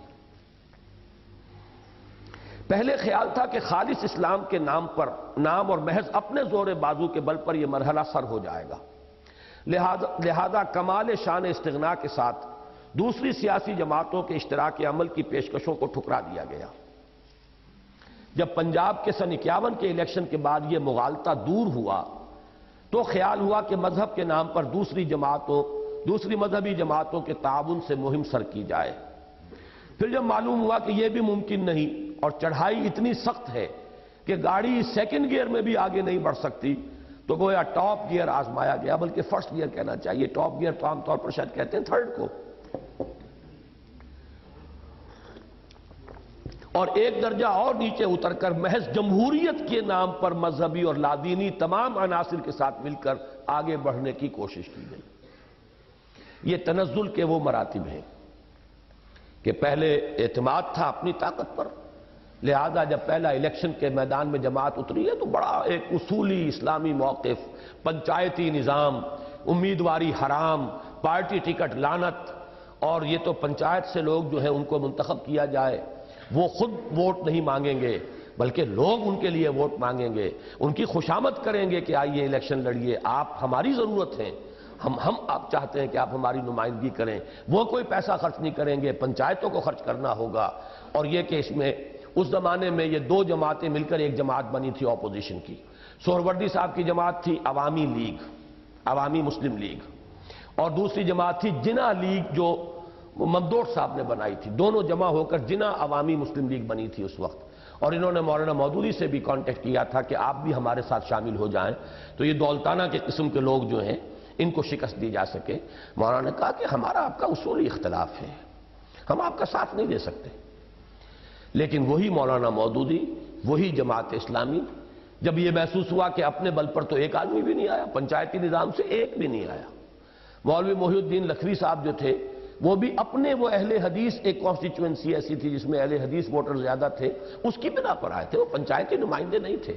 جماعت اسلامی نے انہیں اڈاپٹ کیا تو پہلی پروونشل اسمبلی جو پنجاب کی بنی اس میں ایک تھا جماعت کا آدمی، وہ بھی اڈاپٹڈ تھا، جماعت کے پنچایتی نظام سے منتخب نہیں ہوا تھا. اس کے بعد وہ کوشش ہوئی کہ علماء کو ملائیں، ساتھ لے کر چلیں، لیکن معلوم یہ ہوا کہ اس میں بھی جان نہیں ہے. بہرحال اس میں یہ سمجھتا ہوں اب ریٹروسپیکٹ میں جب دیکھتا ہوں کہ اگر اسی کو لے کر چلتے، انتخاب میں حصہ نہ لیا ہوتا تو علماء کا ایک متحدہ محاذ بن سکتا تھا اور وہ بہت طاقتور ہوتا. لیکن جب آپ انتخاب میں پاور پالیٹکس کے ایک فریق بن کر آ گئے تو اب ظاہر بات ہے کہ آپ کی حیثیت ہی بدل گئی. لہذا اس کے بعد دن بدن نیچے ہی گئے ہیں. پھر یہ کہ علماء کے اتحاد یا دینی جماعتوں کے اتحاد سے بھی کچھ نہیں ہو سکتا تو اب چلو سہروردی کے ساتھ ہی پینگیں بڑھائی ہیں پھر. اور وہ ایوب خان کے خلاف جو محاذ بنا ہے اور محترمہ فاطمہ جناح کے سپورٹ کے لیے اس میں سب سے پہلا اتحاد جو مولانا نے کیا اسی سہروردی کے ساتھ کیا. جو ہمارے ہاں کی سیاست میں یوں سمجھیے کہ ذرا آگے قدم بڑھائیں تو جو سیوکارنوں کا کردار تھا وہی پاکستان ہندوستان کے سیاستدانوں میں سہروردی صاحب کا کردار تھا. یہ ہے وہ درجہ بدرجہ گرنا، نیچے سے نیچے چلے گئے، ہاتھ پلے کچھ نہیں آیا آج تک. یہ اصل میں وہ غلطی ہے، وہ تحریک جو اصل میں بہت بلند تحریک تھی اصولی اعتبار سے، بہت اونچی، اس کے موقف کے یہ 8 نقطے آپ کو حفظ ہو جانے چاہیے. لیکن افسوس کہ اس تبدیلی موقف نے اس کو بالکل پستی کے اندر گرا کر اب وہ ایک خالص سیاسی جماعت ہے جو سیاسی کھیل کے اندر ادھر یا ادھر بدن ڈال کر پاسنگ کی حیثیت سے اس کا مقام ہے. لیکن خود ان کے وہ تو سب کو معلوم ہے کہ الیکشن جب بھی ہوگا ان کے تو وہی محدود ڈھاک کے 3 بات آئیں گے، اس سے زیادہ کا کوئی امکان نہیں. سابق صدر ایوب مرحوم کا پورا 11 سالہ دور حکومت اسی بحالی جمہوریت کی مہم کے نظر ہو گیا. لیکن جب ان کے اقتدار کی عمارت گری تو اس کے ملبے سے کچھ اور ہی برآمد ہو گیا. شامت اعمال ماں صورت بھٹو گرفت. ہمارے پیش نظر اس وقت نہ تو تاریخ نگاری ہی ہے، نہ جماعت اسلامی کے مستقبل کے بارے میں کوئی پیش گوئی یا قیاس آرائی. نہ ہم اس وقت اس بحث میں الجھنا چاہتے ہیں کہ مولانا مودودی کے اس انقلاب حال کے اسباب کیا تھے. یعنی مولانا ابوالکلام آزاد نے ٹرن لیا تھا تو اس کے اسباب کیا تھے، اس پر تو ہم نے کچھ گفتگو کی ہے. لیکن اس وقت یہ ہے کہ مولانا مودودی کے اس جو انقلاب حال ان کا ہوا ہے اس کے اسباب کیا تھے، وہ ہمارا اس گفتگو کا موضوع نہیں. اس پر ہم اپنی تالیف تحریک جماعت اسلامی ایک تحقیقی مطالعہ میں مفصل بحث کر چکے ہیں. ہمیں اس معاملے کے جس پہلو سے اصل دلچسپی ہے وہ یہ ہے کہ جماعت اسلامی کے اس انتقال موقف سے احیاء اسلام کی ہمہ جہتی عمل میں، احیاء اسلام کے ہمہ جہتی عمل میں ٹھیٹھ اصولی اسلامی تحریک کی جگہ پھر خالی ہو گئی. قومی پروسیس چل رہا ہے، سیاسی عمل چل رہا ہے، علماء کی تحریکیں چل رہی ہیں، لیکن ٹھیٹھ اصولی اسلامی وہ جو تحریک پہلے ابوالکلام نے شروع کی اور وہ ٹرن لے گئے، جگہ خالی ہو گئی. کچھ عرصے کے بعد مولانا مودودی آئے، محنت کی، بہت زیادہ محنت کی ابوالکلام کے مقابلے میں، اور ایک جماعت فراہم کی، بڑی پابندی کے ساتھ کام کیا. لیکن افسوس کہ اس کے بعد جو ٹرن لیا ہے اب وہ ایک اسلام پسند قومی اسلامی جماعت بن کر رہ گئی، تو وہ ٹھیٹھ اصولی اسلامی تحریک کی جگہ پھر خالی ہے. اور اس محیب خلا کو پر کرنے کی کوئی صورت تاحال پیدا نہیں ہوئی جو اپنے پیش رو مولانا آزاد اور ان کی جماعت حزب اللہ کی طرح مولانا مودودی اور ان کی قائم کردہ جماعت اسلامی نے جیتے جی مرحوم ہو کر پیدا کیا ہے. چنانچہ اب اگرچہ سیاسی و قومی سطح پر بھی احیائی عمل جاری ہے اور علماء کی سرگرمیاں بھی اپنے اپنے رنگ میں تیز سے تیز تر ہو گئی ہیں، احیائی عمل کا یہ تیسرا اور اہم ترین گوشہ ویران و سنسان پڑا ہے. جماعت اسلامی کے موقف میں یہ تبدیلی اصولاً سن 47 میں پیدا ہو گئی تھی. لیکن کم و بیش 10 سال یہ اپنی قوت کے زور میں بڑھتی چلی گئی، اور اس تبدیلی کا احساس بھی لوگوں کو نہیں ہوا۔ لیکن 56-57 میں جماعت میں اس احساس نے زور پکڑا اور طریقہ کار کے بارے میں ایک اختلاف رائے ظاہر ہوا جس نے ایک ہنگامے کی صورت اختیار کر لی۔ نتیجتاً جماعت کے اکابر کی اکثریت چند اصاغر سمیت جماعت سے کٹ گئی۔ یہ جو ہے پورا پروسیس اس بحرانی دور کا تازہ جو اب آ رہا ہے، میثاق جنوری کا 1990 کا، اس میں وہ نقض غزل کی وہ 4 قسطیں شائع ہو گئی ہیں کہ کیا ہنگامہ تھا، کون کون کٹا ہے۔ مولانا اصلاحی، مولانا عبدالغفار حسن، مولانا عبدالجبار غازی، مولانا عبدالرحیم اشرف، مولانا افتخار احمد بلخی، مولانا شیخ سلطان احمد صاحب، اور فیصل آباد میں پھر میاں فضل احمد صاحب اور چودھری عبدالحمید صاحب۔ یہ تقریباً سیکنڈ لائن جو تھی جماعت اسلامی کی، جو لوگ بھی امیر رہے کبھی مولانا مودودی اور مولانا اصلاحی کی اسیری کے دور میں یا کسی اور وجہ سے معذوری کے دور میں، وہ سب کے سب وائپ آؤٹ ہو گئے۔ اور کچھ چھوٹے بھی تھے، جن میں ایک چھوٹا میں بھی تھا، ایک کارکن تھا نوجوان 24-25 برس کی عمر۔ ایسے تو بہت سے لوگ علیحدہ ہوئے، یہ ہمارے بیٹھے ہوئے ہیں، اب سفید داڑھی ان کی بھی ہو گئی ہے میری طرح، لیکن یہ کہ نجیب صاحب بھی اسی دور کے کٹے ہوئے، بھائی جمیل صاحب بزرگوں میں سے وہ بھی یہاں موجود ہیں اس وقت۔ لیکن یہ کہ جماعت کی ایک بڑی نفری کٹ گئی تھی، خاص طور پر شورا جو ہوتی تھی 20 افراد پر تقریباً مشتمل، اس کی تو یوں سمجھیے کہ جان نکل گئی۔ یہی حضرات تھے جو ہمیشہ دوسرے درجے پر، دوسرے نمبر پر ہمیشہ جماعت میں سمجھے گئے، مولانا اصلاحی صاحب، مولانا عبدالجبار غازی، مولانا عبدالرحیم اشرف، مولانا عبدالغفار حسن، یہ سب کے سب جو ہیں جماعت سے کٹ گئے۔ سعید ملک صاحب جو جماعت پنجاب کے امیر تھے، یہ ارشاد احمد حقانی صاحب، یہ ان نوجوانوں میں سمجھیے، وہ مجھ سے 1 آدھ سال بڑے ہوں گے، میرے ہی ساتھ کے تھے، اس وقت تسنیم کے ایڈیٹر تھے۔ سعید ملک صاحب جو اس دوسرے لیول کے آدمی تھے، وہ جماعت پنجاب کے امیر تھے۔ تو اس طرح کی ایک جماعت جو ہے، جماعت کا ایک حصہ کٹا،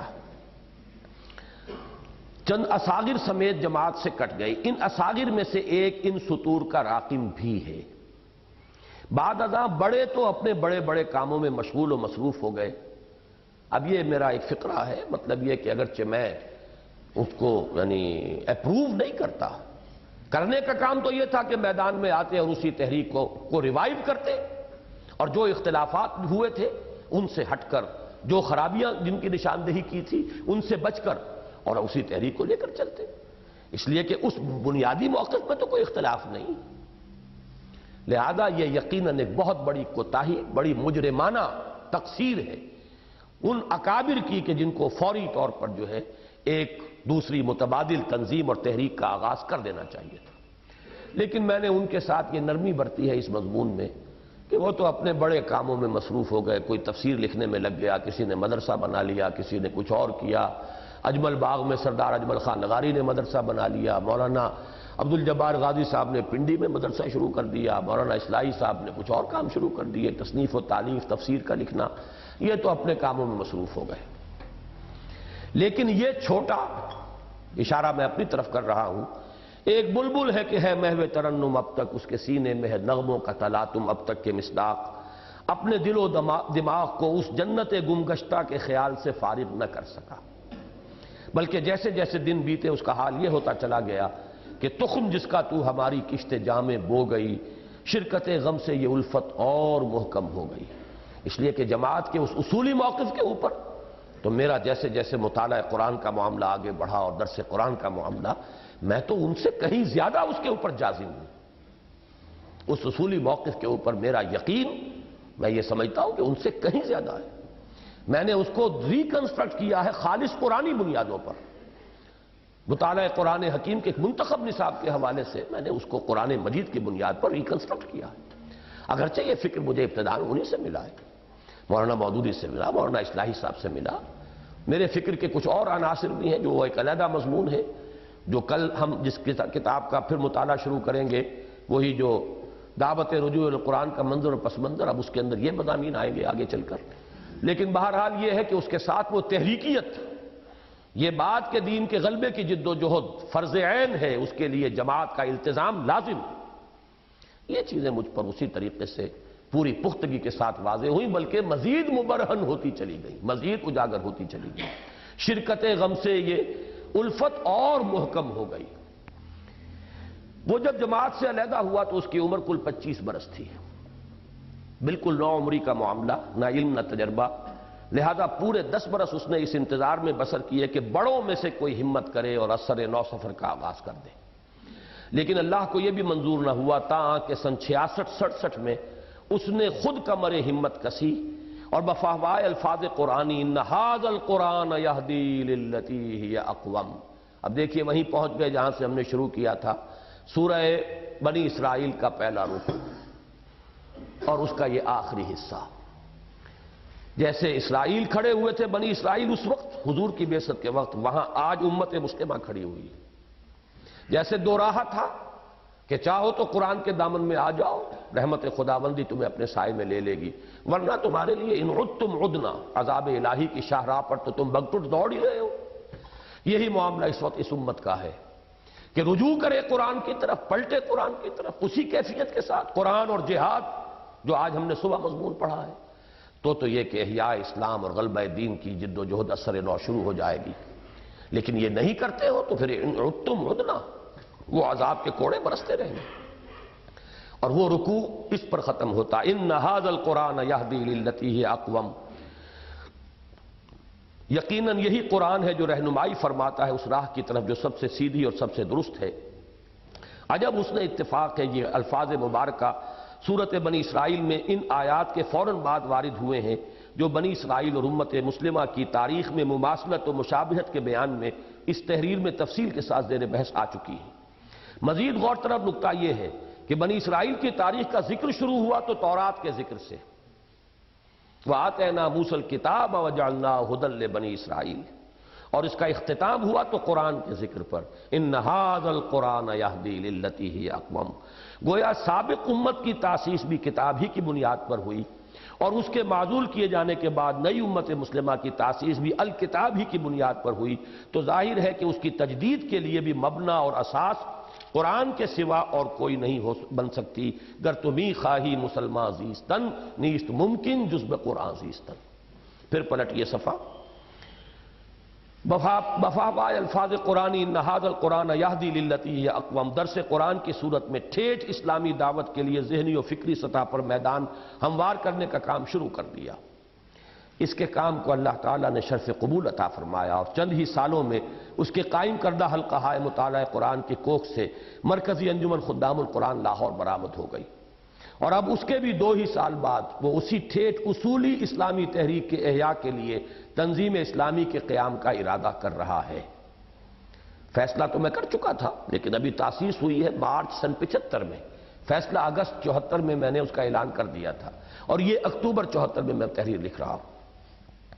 اسے خوب معلوم ہے، نوٹ کیجئے ان الفاظ کو، کہ اس کے پاس نہ مولانا ابوالکلام آزاد مرحوم کسی عبقریت اور ذہانت و فطانت ہے، نہ مولانا ابوالعلا مودودی کسی صلاحیت کار اور محنت و مشقت کا مادہ، پھر نہ وہ شعلہ بیان خطیب ہے، نہ صاحب طرز ادیب۔ شعلہ بیان خطیب مولانا ابوالکلام تھے، اور صاحب طرز ادیب مولانا مودودی تھے۔ اگرچہ ادیب ایک اعتبار سے بہت بڑے ادیب مولانا ابوالکلام بھی تھے، لیکن اپنی ایک خاص طرز ایجاد کر کے اور عوام کے ذہنوں تک رسائی حاصل کرنے کے لیے سلیس انداز، یہ مولانا مودودی کی ایجاد ہے۔ یہ طرز خاص ہے ایجاد میری، یہ حفیظ کا شعر ہے، کیا پابند نئے نالے کو میں نے، یہ طرز خاص ہے ایجاد میری۔ اسے خوب معلوم ہے کہ اس کے پاس نہ مولانا ابوالکلام آزاد مرحوم کسی عبقریت اور ذہانت و فطانت ہے، نہ مولانا ابوالعلا مودودی کسی صلاحیت کار اور محنت و مشقت کا مادہ، پھر نہ وہ شعلہ بیان خطیب ہے، نہ صاحب طرز ادیب۔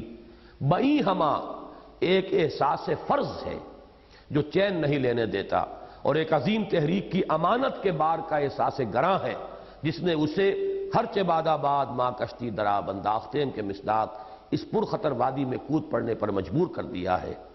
اب جو لوگ شخصیتوں اور جماعتوں کی سطح سے بلندتر ہو کر سوچنے اور غور و فکر کرنے کی ہمت اور صلاحیت ہی سے عاری ہوں، ان کا معاملہ تو دوسرا ہے۔ جو شخصیت ہی کے سحر کے اندر مسحور ہو گئے ہوں اور افراد اور جماعتوں سے بالا تر ہو کر تحریک کی سطح پر غور نہ کر سکتے ہوں، پھر یہ کہ پوری امت کے لیول پر سوچ نہ سکتے، ان کا معاملہ اور ہے، وہ تو جس ڈگر پر چل رہے ہیں اسی پر چلیں گے۔ البتہ وہ لوگ جو کسی تحریک کے بنیادی نظریات و مقاصد پر نظر رکھتے ہوئے اپنے موقف پر نظر ثانی کی ہمت کر سکیں، ان کے لیے ایک لمحہ فکریہ ہے۔ انہیں چاہیے کہ ٹھنڈے دل کے ساتھ ہمارے موقف پر غور کریں، اور اگر انہیں اس میں صحت و صداقت نظر آئے تو ہمارا ساتھ دینے پر آمادہ ہوں اور کمر ہمت کسیں۔ بہرحال اپنی حد تک ہم نے فیصلہ کر لیا ہے کہ دریں دریائے بے پایاں، دریں طوفان موج افزا، صرف گندیم بسم اللہ مجریہا و مرساہا۔ یہی شعر ہے جس سے وہ صرف گندیم کا لفظ ہم نے اخذ کیا تھا، جو اس کتاب کا عنوان ہے، جس میں مقدمے کے طور پر یہ تحریر جو ہے شامل ہے۔ تو یہ ہم نے اللہ کا شکر ہے کہ اس کا مطالعہ کر لیا ہے۔ اب ہمارا ایک تو نشأت ثانیہ کا مطالعہ مکمل ہوا تھا، ایک ہم نے خالص قرآنی فکر کا خلاصہ وہ 6 صفحے کے مضمون میں آج اس کو ریوائیو کر لیا، زندہ کر لیا، اس کا ہمارے ذہنوں کے اندر احیاء ہو گیا۔ ایک یہ کہ امت کے 1400 برس کی تاریخ کا ایک خاکہ اجمالی ہمارے سامنے ہے، اس کا تقابل سابقہ امت، گویا کہ یوں سمجھیے کہ 3000 برس کی تاریخ مسلمانوں کی اس وقت آپ کے سامنے ہے۔ 1300 قبل مسیح سے 1989، اب یہ کتنے برس ہو گئے؟ یہ اب یوں سمجھیے 2000 ہونے والا ہے، تو 3300 سال، 33 صدیوں کی تاریخ ہے یہ۔ پہلی امت مسلمہ وہاں سے شروع ہوئی، اور ابھی ختم تو وہ نہیں ہوئی ہے، بہرحال چل رہی ہے، اس کا آخری انجام تو ہونا ہے، ابھی ڈراپ سین جو ہے اس ڈرامے کا وہ تو آنے والا ہے ابھی۔ اور یہ امت مسلمہ جو 1400 برس پورے کر کے اب 15ویں صدی کے اندر داخل ہو چکی ہے، اب 10 برس جو ہے ہجرت کے بعد مزید جو ہے ہم نے گزار لیے، تو اب ان کی تاریخ کا خاکہ کہاں سے ہو کر کہاں پہنچے، اب کہاں کھڑے ہیں، مقابلہ ایک عالمی تہذیب کے ساتھ ہے جس کا غلبہ اور استیلا گلوبل ہے۔ اس میں کرنے کا کام کیا ہے؟ ایک اس انقلاب کی سطح سے سوچئے تو اصل کام ہے علمی انقلاب اور ایک زبردست علمی تحریک جو فکری دھارے کے رخ کو موڑ دے، اور افراد کی سطح سے سوچئے تو ہماری نجات کا دار و مدار ہے فرائض دینی کی ادائیگی میں تن من دھن لگا دینا۔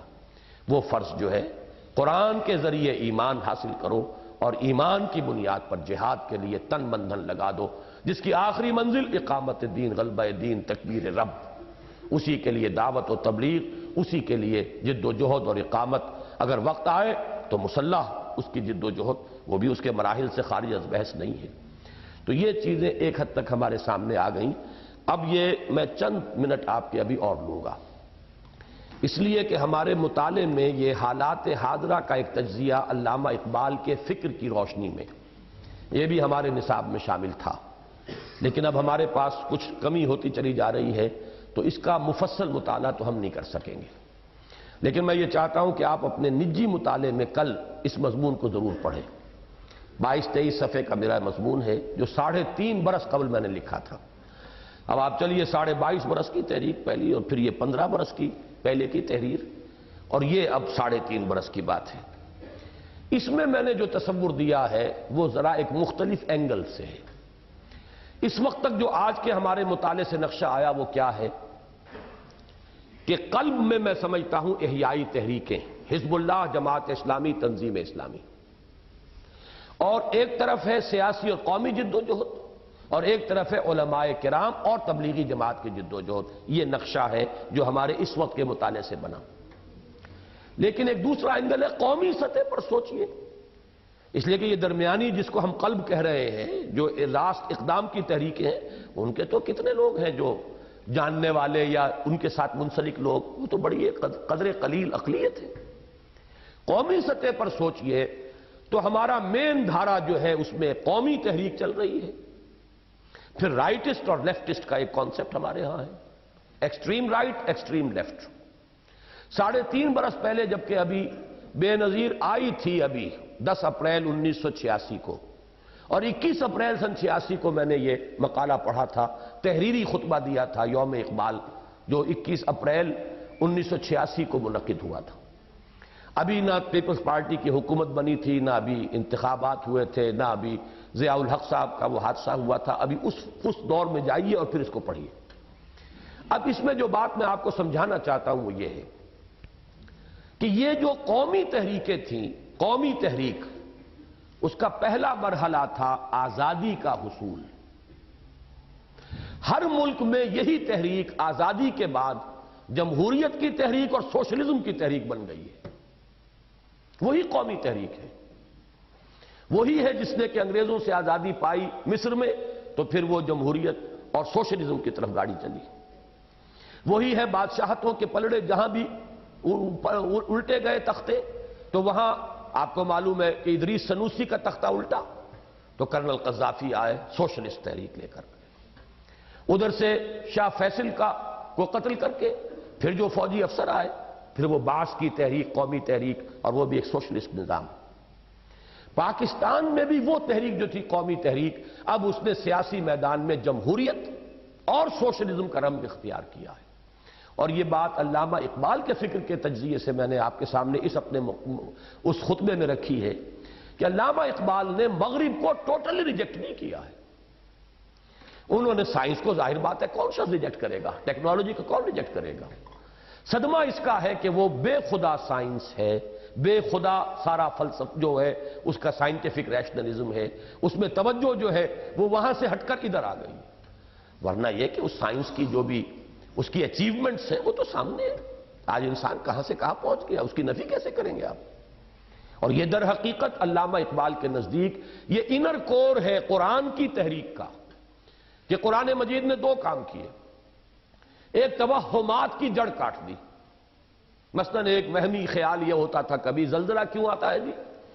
زلزلہ اس لیے آتا ہے کہ ایک بیل ہے، اس کے دو سینگوں میں سے ایک سینگ کے اوپر یہ زمین ٹکی ہوئی ہے. پھر ذرا وہ ایک سینگ تھک جاتا ہے تو وہ ذرا بدلتا ہے، دوسرے سینگ پر لاتا ہے تو زلزلہ آ جاتا ہے. اب یہ بھی ایک توہمات کا ایک نظام ہے.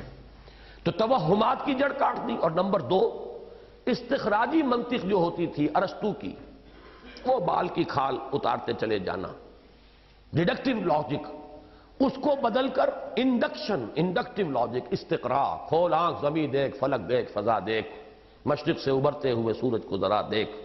افلا ينظرون الى الابل كيف خلقت والى السماء كيف رفعت والى الجبال كيف نصبت والى الارض كيف سطحت. یہ دو کام قرآن نے کیے ہیں جس کے نتیجے میں سائنس اور ٹیکنالوجی پروان چڑھی. تو انر کور اس کا علامہ اقبال کہتے ہیں کہ خالص قرآنی ہے. البتہ اس تہذیب کے اندر وہ جو کجی آ گئی تھی تعمیر کی، مذہب سے بودھ، اس نے تباہی مچائی. اسی طریقے سے مغرب میں جو عمرانی اور سیاسی تحریکیں چلی ہیں وہ بھی غیر اسلامی خالص نہیں ہے، بے خدا ہے، لیکن جمہوریت کی تحریک وہ اسلام کے ساتھ مطابقت رکھتی ہے. انسان پر انسان کی حاکمیت کفر ہے، شرک ہے.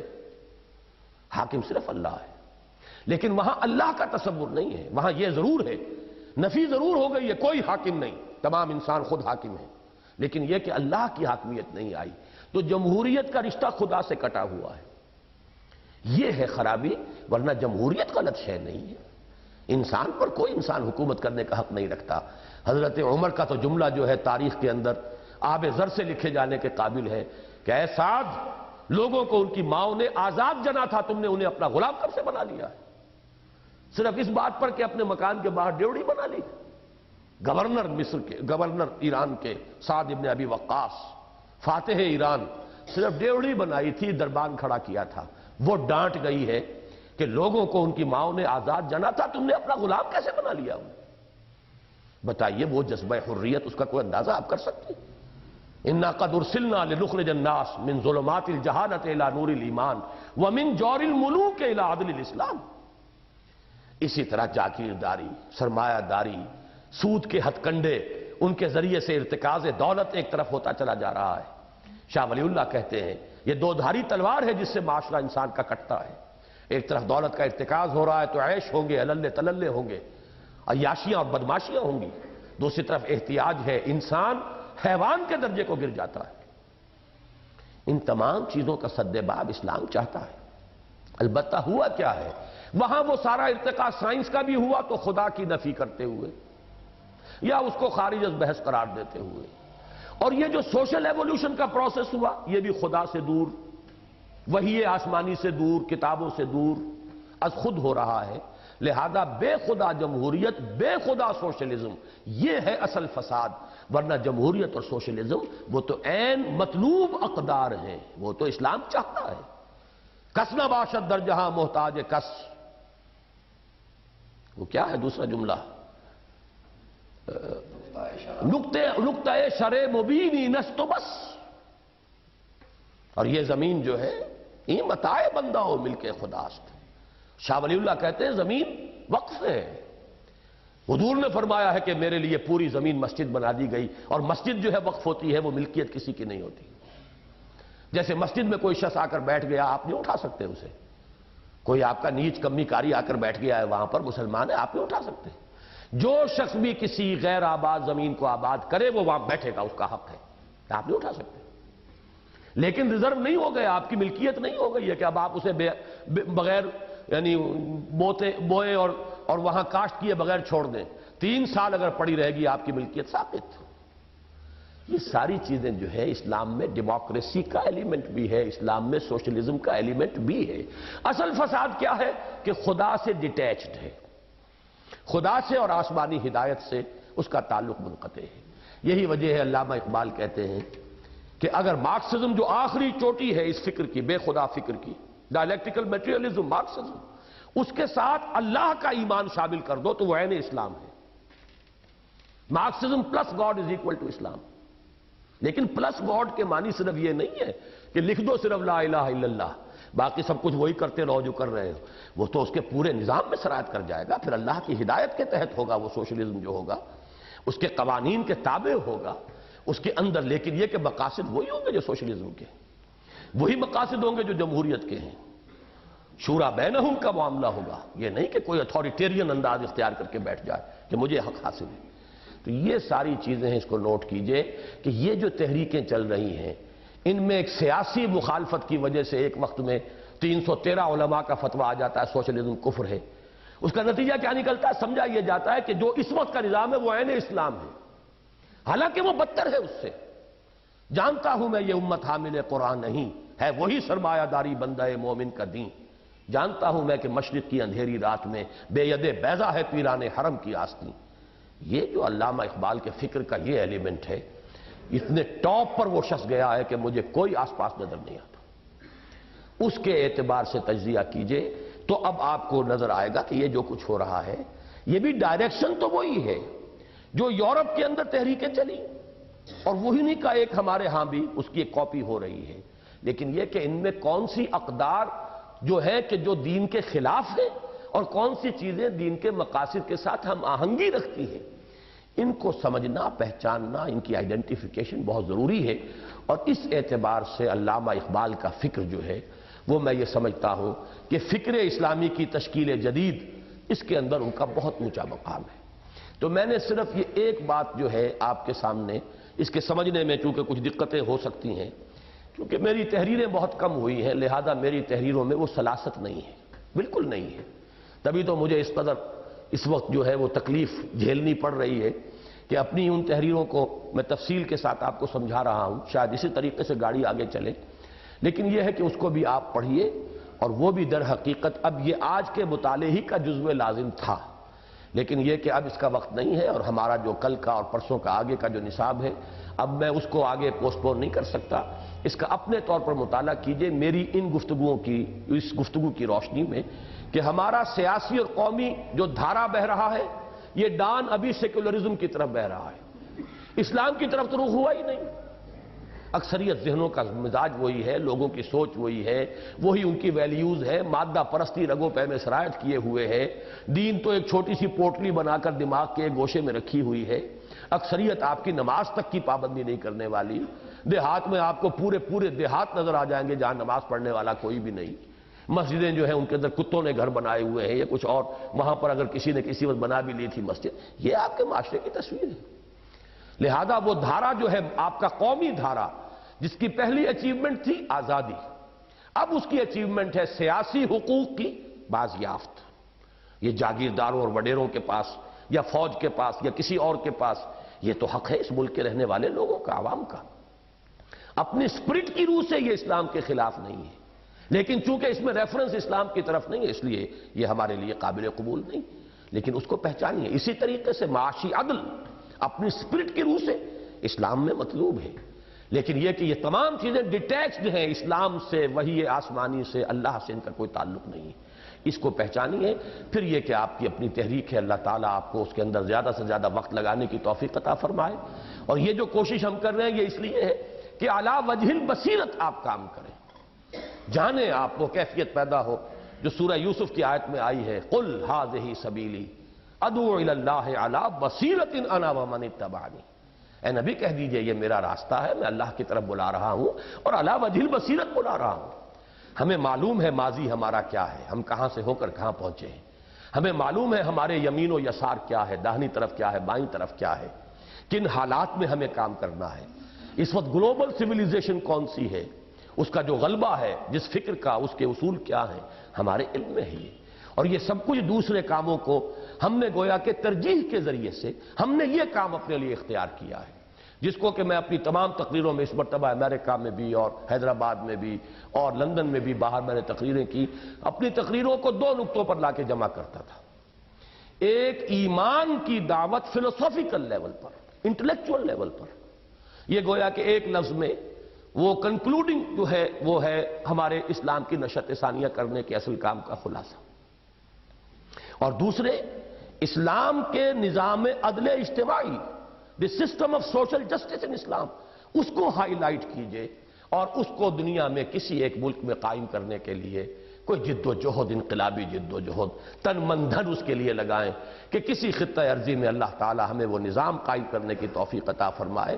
پھر کیا اس میں رکاوٹ کیا رہ جائے گی؟ دنیا لپکے گی. دنیا تو پیاسی مری جا رہی ہے پیاس سے، اس کو بھوکی ہے اس نظام عدل اجتماعی کی. ایک تجربہ کرتی ہے ناکام ہوتی ہے، دوسرا تجربہ کرتی ہے ناکام ہوتی ہے. وہ افراط و تفرید کے دھکے کھا رہی ہے نسل انسانی، اور وہ امانت ہمارے پاس ہے.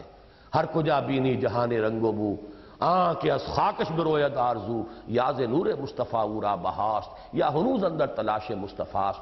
جو خیر بھی آج تک انسان نے پایا ہے یا تو وہ حضرت محمد صلی اللہ علیہ وسلم کی تعلیمات کا نتیجہ ہے، بقول علامہ اقبال. رینائسنس بھی اسی کا نتیجہ ہے، یہ سوشل ایولیوشن کا پروسیس بھی. لیکن بس ہوا کیا ہے کہ یورپ میں جب اس کا آغاز ہوا، مذہب سے نفرت، ایک بعد، ایک رد عمل، ایک ریئیکشن اس درجے شدید تھا کہ ان تمام چیزوں کا تعلق دین اور مذہب سے جو ہے منقطع ہو کر رہ گیا. یہ دجالی فتنہ ہے، جیسے کہ میں نے 2-3 جمعوں میں بیان کیا. ایک آنکھ بند ہے اس کی، روحانی آنکھ بند ہے، دینی آنکھ بند ہے. مادی آنکھ کھلی ہوئی ہے اور بڑی ڈٹ کر کھلی ہوئی ہے. کہاں سے کہاں اس مادی آنکھ نے اس کو پہنچا دیا ہے. یہ یک چشم افریت جو ہے، یہ تہذیب حاضر، یہ جدھر نوع انسانی کو لے کر جا رہی ہے، اس کا اگر کوئی مسئلہ ہے، مداوع ہے، حل ہے تو ہمارے پاس. لیکن ہم مست رکھو ذکر و فکر صبح گاہی میں، اسے رکھو، ان کو لگائے رکھو انہی کاموں کے، انہی جھگڑوں میں رکھو. دعا ہے بھی کہ نہیں فرض نماز کے بعد، اور رفع یدین ہے کہ نہیں، یہی مسئلے ہیں، انہی کے اوپر دماغ ان کے ٹکائے رکھو. باقی یہ حقائق جو ہیں، چشم مسلم سے رہے پوشیدہ یہ آئیں تو خوب. بلکہ اقبال کا شعر تو یہ ہے، چشم عالم سے رہے پوشیدہ یہ آئیں تو خوب. یہ غنیمت ہے کہ خود مومن ہے محروم یقین. وہ یقین خود آج مسلمان کو حاصل نہیں ہے کہ ہمارے پاس ہے وہ دین، وہ سسٹم آف سوشل جسٹس. ہمارے پاس ہے انسان کی عقلی پیاس کا کے لیے تشفی بخش جو مواد ہے، وہ ایمان قرآن مجید کے اندر. ہمارے پاس ہے انسان کی اکثریت کی جو اصل ضرورت ہے، ایک نظام عدل اجتماعی، وہ بھی ہمارے پاس ہے. تو یہ 2 نقطے ہیں جن پر میں نے، جو میرے یہ دورے تھے، چونکہ پچھلے سال تو آپ کو معلوم ہے میں کہیں گیا ہی نہیں ملک سے باہر، شاید ایک دفعہ عمرے کے لیے گیا تھا. اس سال وہ ساری کمپنسیشن ہوئی ہے، امریکہ بھی گیا ہوں، انگلینڈ بھی گیا ہوں، پھر سعودی عرب بھی ہو کر آیا ہوں. تو اس کے بعد یہ حیدرآباد دکن بھی خاصا وقت میں نے باہر لگایا ہے. ہر جگہ میں نے اپنی گفتگو کو اسی پر کنکلوڈ کیا ہے. اور آج اور کل کے مطالعے کا بھی در حقیقت حاصل جو ہے وہ یہی 2 نکات ہیں. اب کل سے ہمیں پڑھنا ہے وہی دعوت رجوع القرآن کا منظر اور پس منظر. اب ذرا ہم فوکس کریں گے. جیسے آپ کو معلوم ہے مائکروسکوپ میں ایک لو پاور ہوتا ہے لینس، ایک ہائی پاور. لو پاور میں تو جو فیلڈ آف ویو ہے بڑا ہوتا ہے، ہائی پاور لگا دیں گے اب وہ چھوٹی جگہ پر فوکس ہو کر بڑا نظر آئے گا.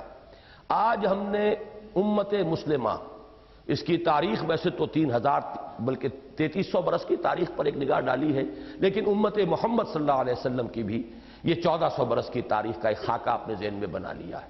اب ہمیں وہ ہائی پاور لینس لگانا ہے ہندوستان پر. ہندوستان میں اسلام کب آیا، کیسے آیا، کن کیفیات کے ساتھ آیا، کن مراحل سے گزرا، اس لیے کہ ہمارا فیلڈ آف ورک یہ ہے۔ اور اگر میرا وہ گمان صحیح ہے کہ اگر موجود الوقت مسلمان اقوام میں سے اللہ نے کسی کو سعادت دی تو وہ یہی مسلمان قوم ہے، اس بر عظیم پاک و ہند کے مسلمان، جن کو ایک اللہ نے خطہ ارضی بھی عطا کیا ہے اور ایک آزاد حکومت اسلام کے نام پر وجود میں آئی ہے۔ اس میں اپس اینڈ ڈاؤنز ہیں، ناکامیاں ہو رہی ہیں، لیکن یہ ہے کہ اپنی جد و جہد کو ہمیں آگے بڑھانا ہے۔ دوستو، قافلے کو تیز کرو، یہ جو ایک نظم کبھی میں نے شائع کی تھی عزم کے اندر، جنگ گیروں کا، ملک گیروں کا، پتہ نہیں وہ پوری میں بھول رہا ہوں، قافلہ تیز ہے کتنا اور بھی قافلے کو تیز کرو۔ تو یہ ہماری ایک جد و جہد تیز سے تیز تر ہونی چاہیے، لیکن اس کے لیے ہمیں خاص طور پر بر عظیم پاک و ہند کا جو پاسٹ ہے، اب ہم نے ابھی تک تو اسے بہت کم ٹچ کیا ہے، پیریفری پر ہی ذکر آیا ہے کہیں، لیکن یہ کہ اب کل انشاءاللہ شروع میں ہم اسی کا مطالعہ کریں گے، اسلام بر عظیم پاک و ہند میں۔ سبحانک اللہم و بحمدک نشہد ان لا الہ الا انت نستغفرک و نتوب الیک۔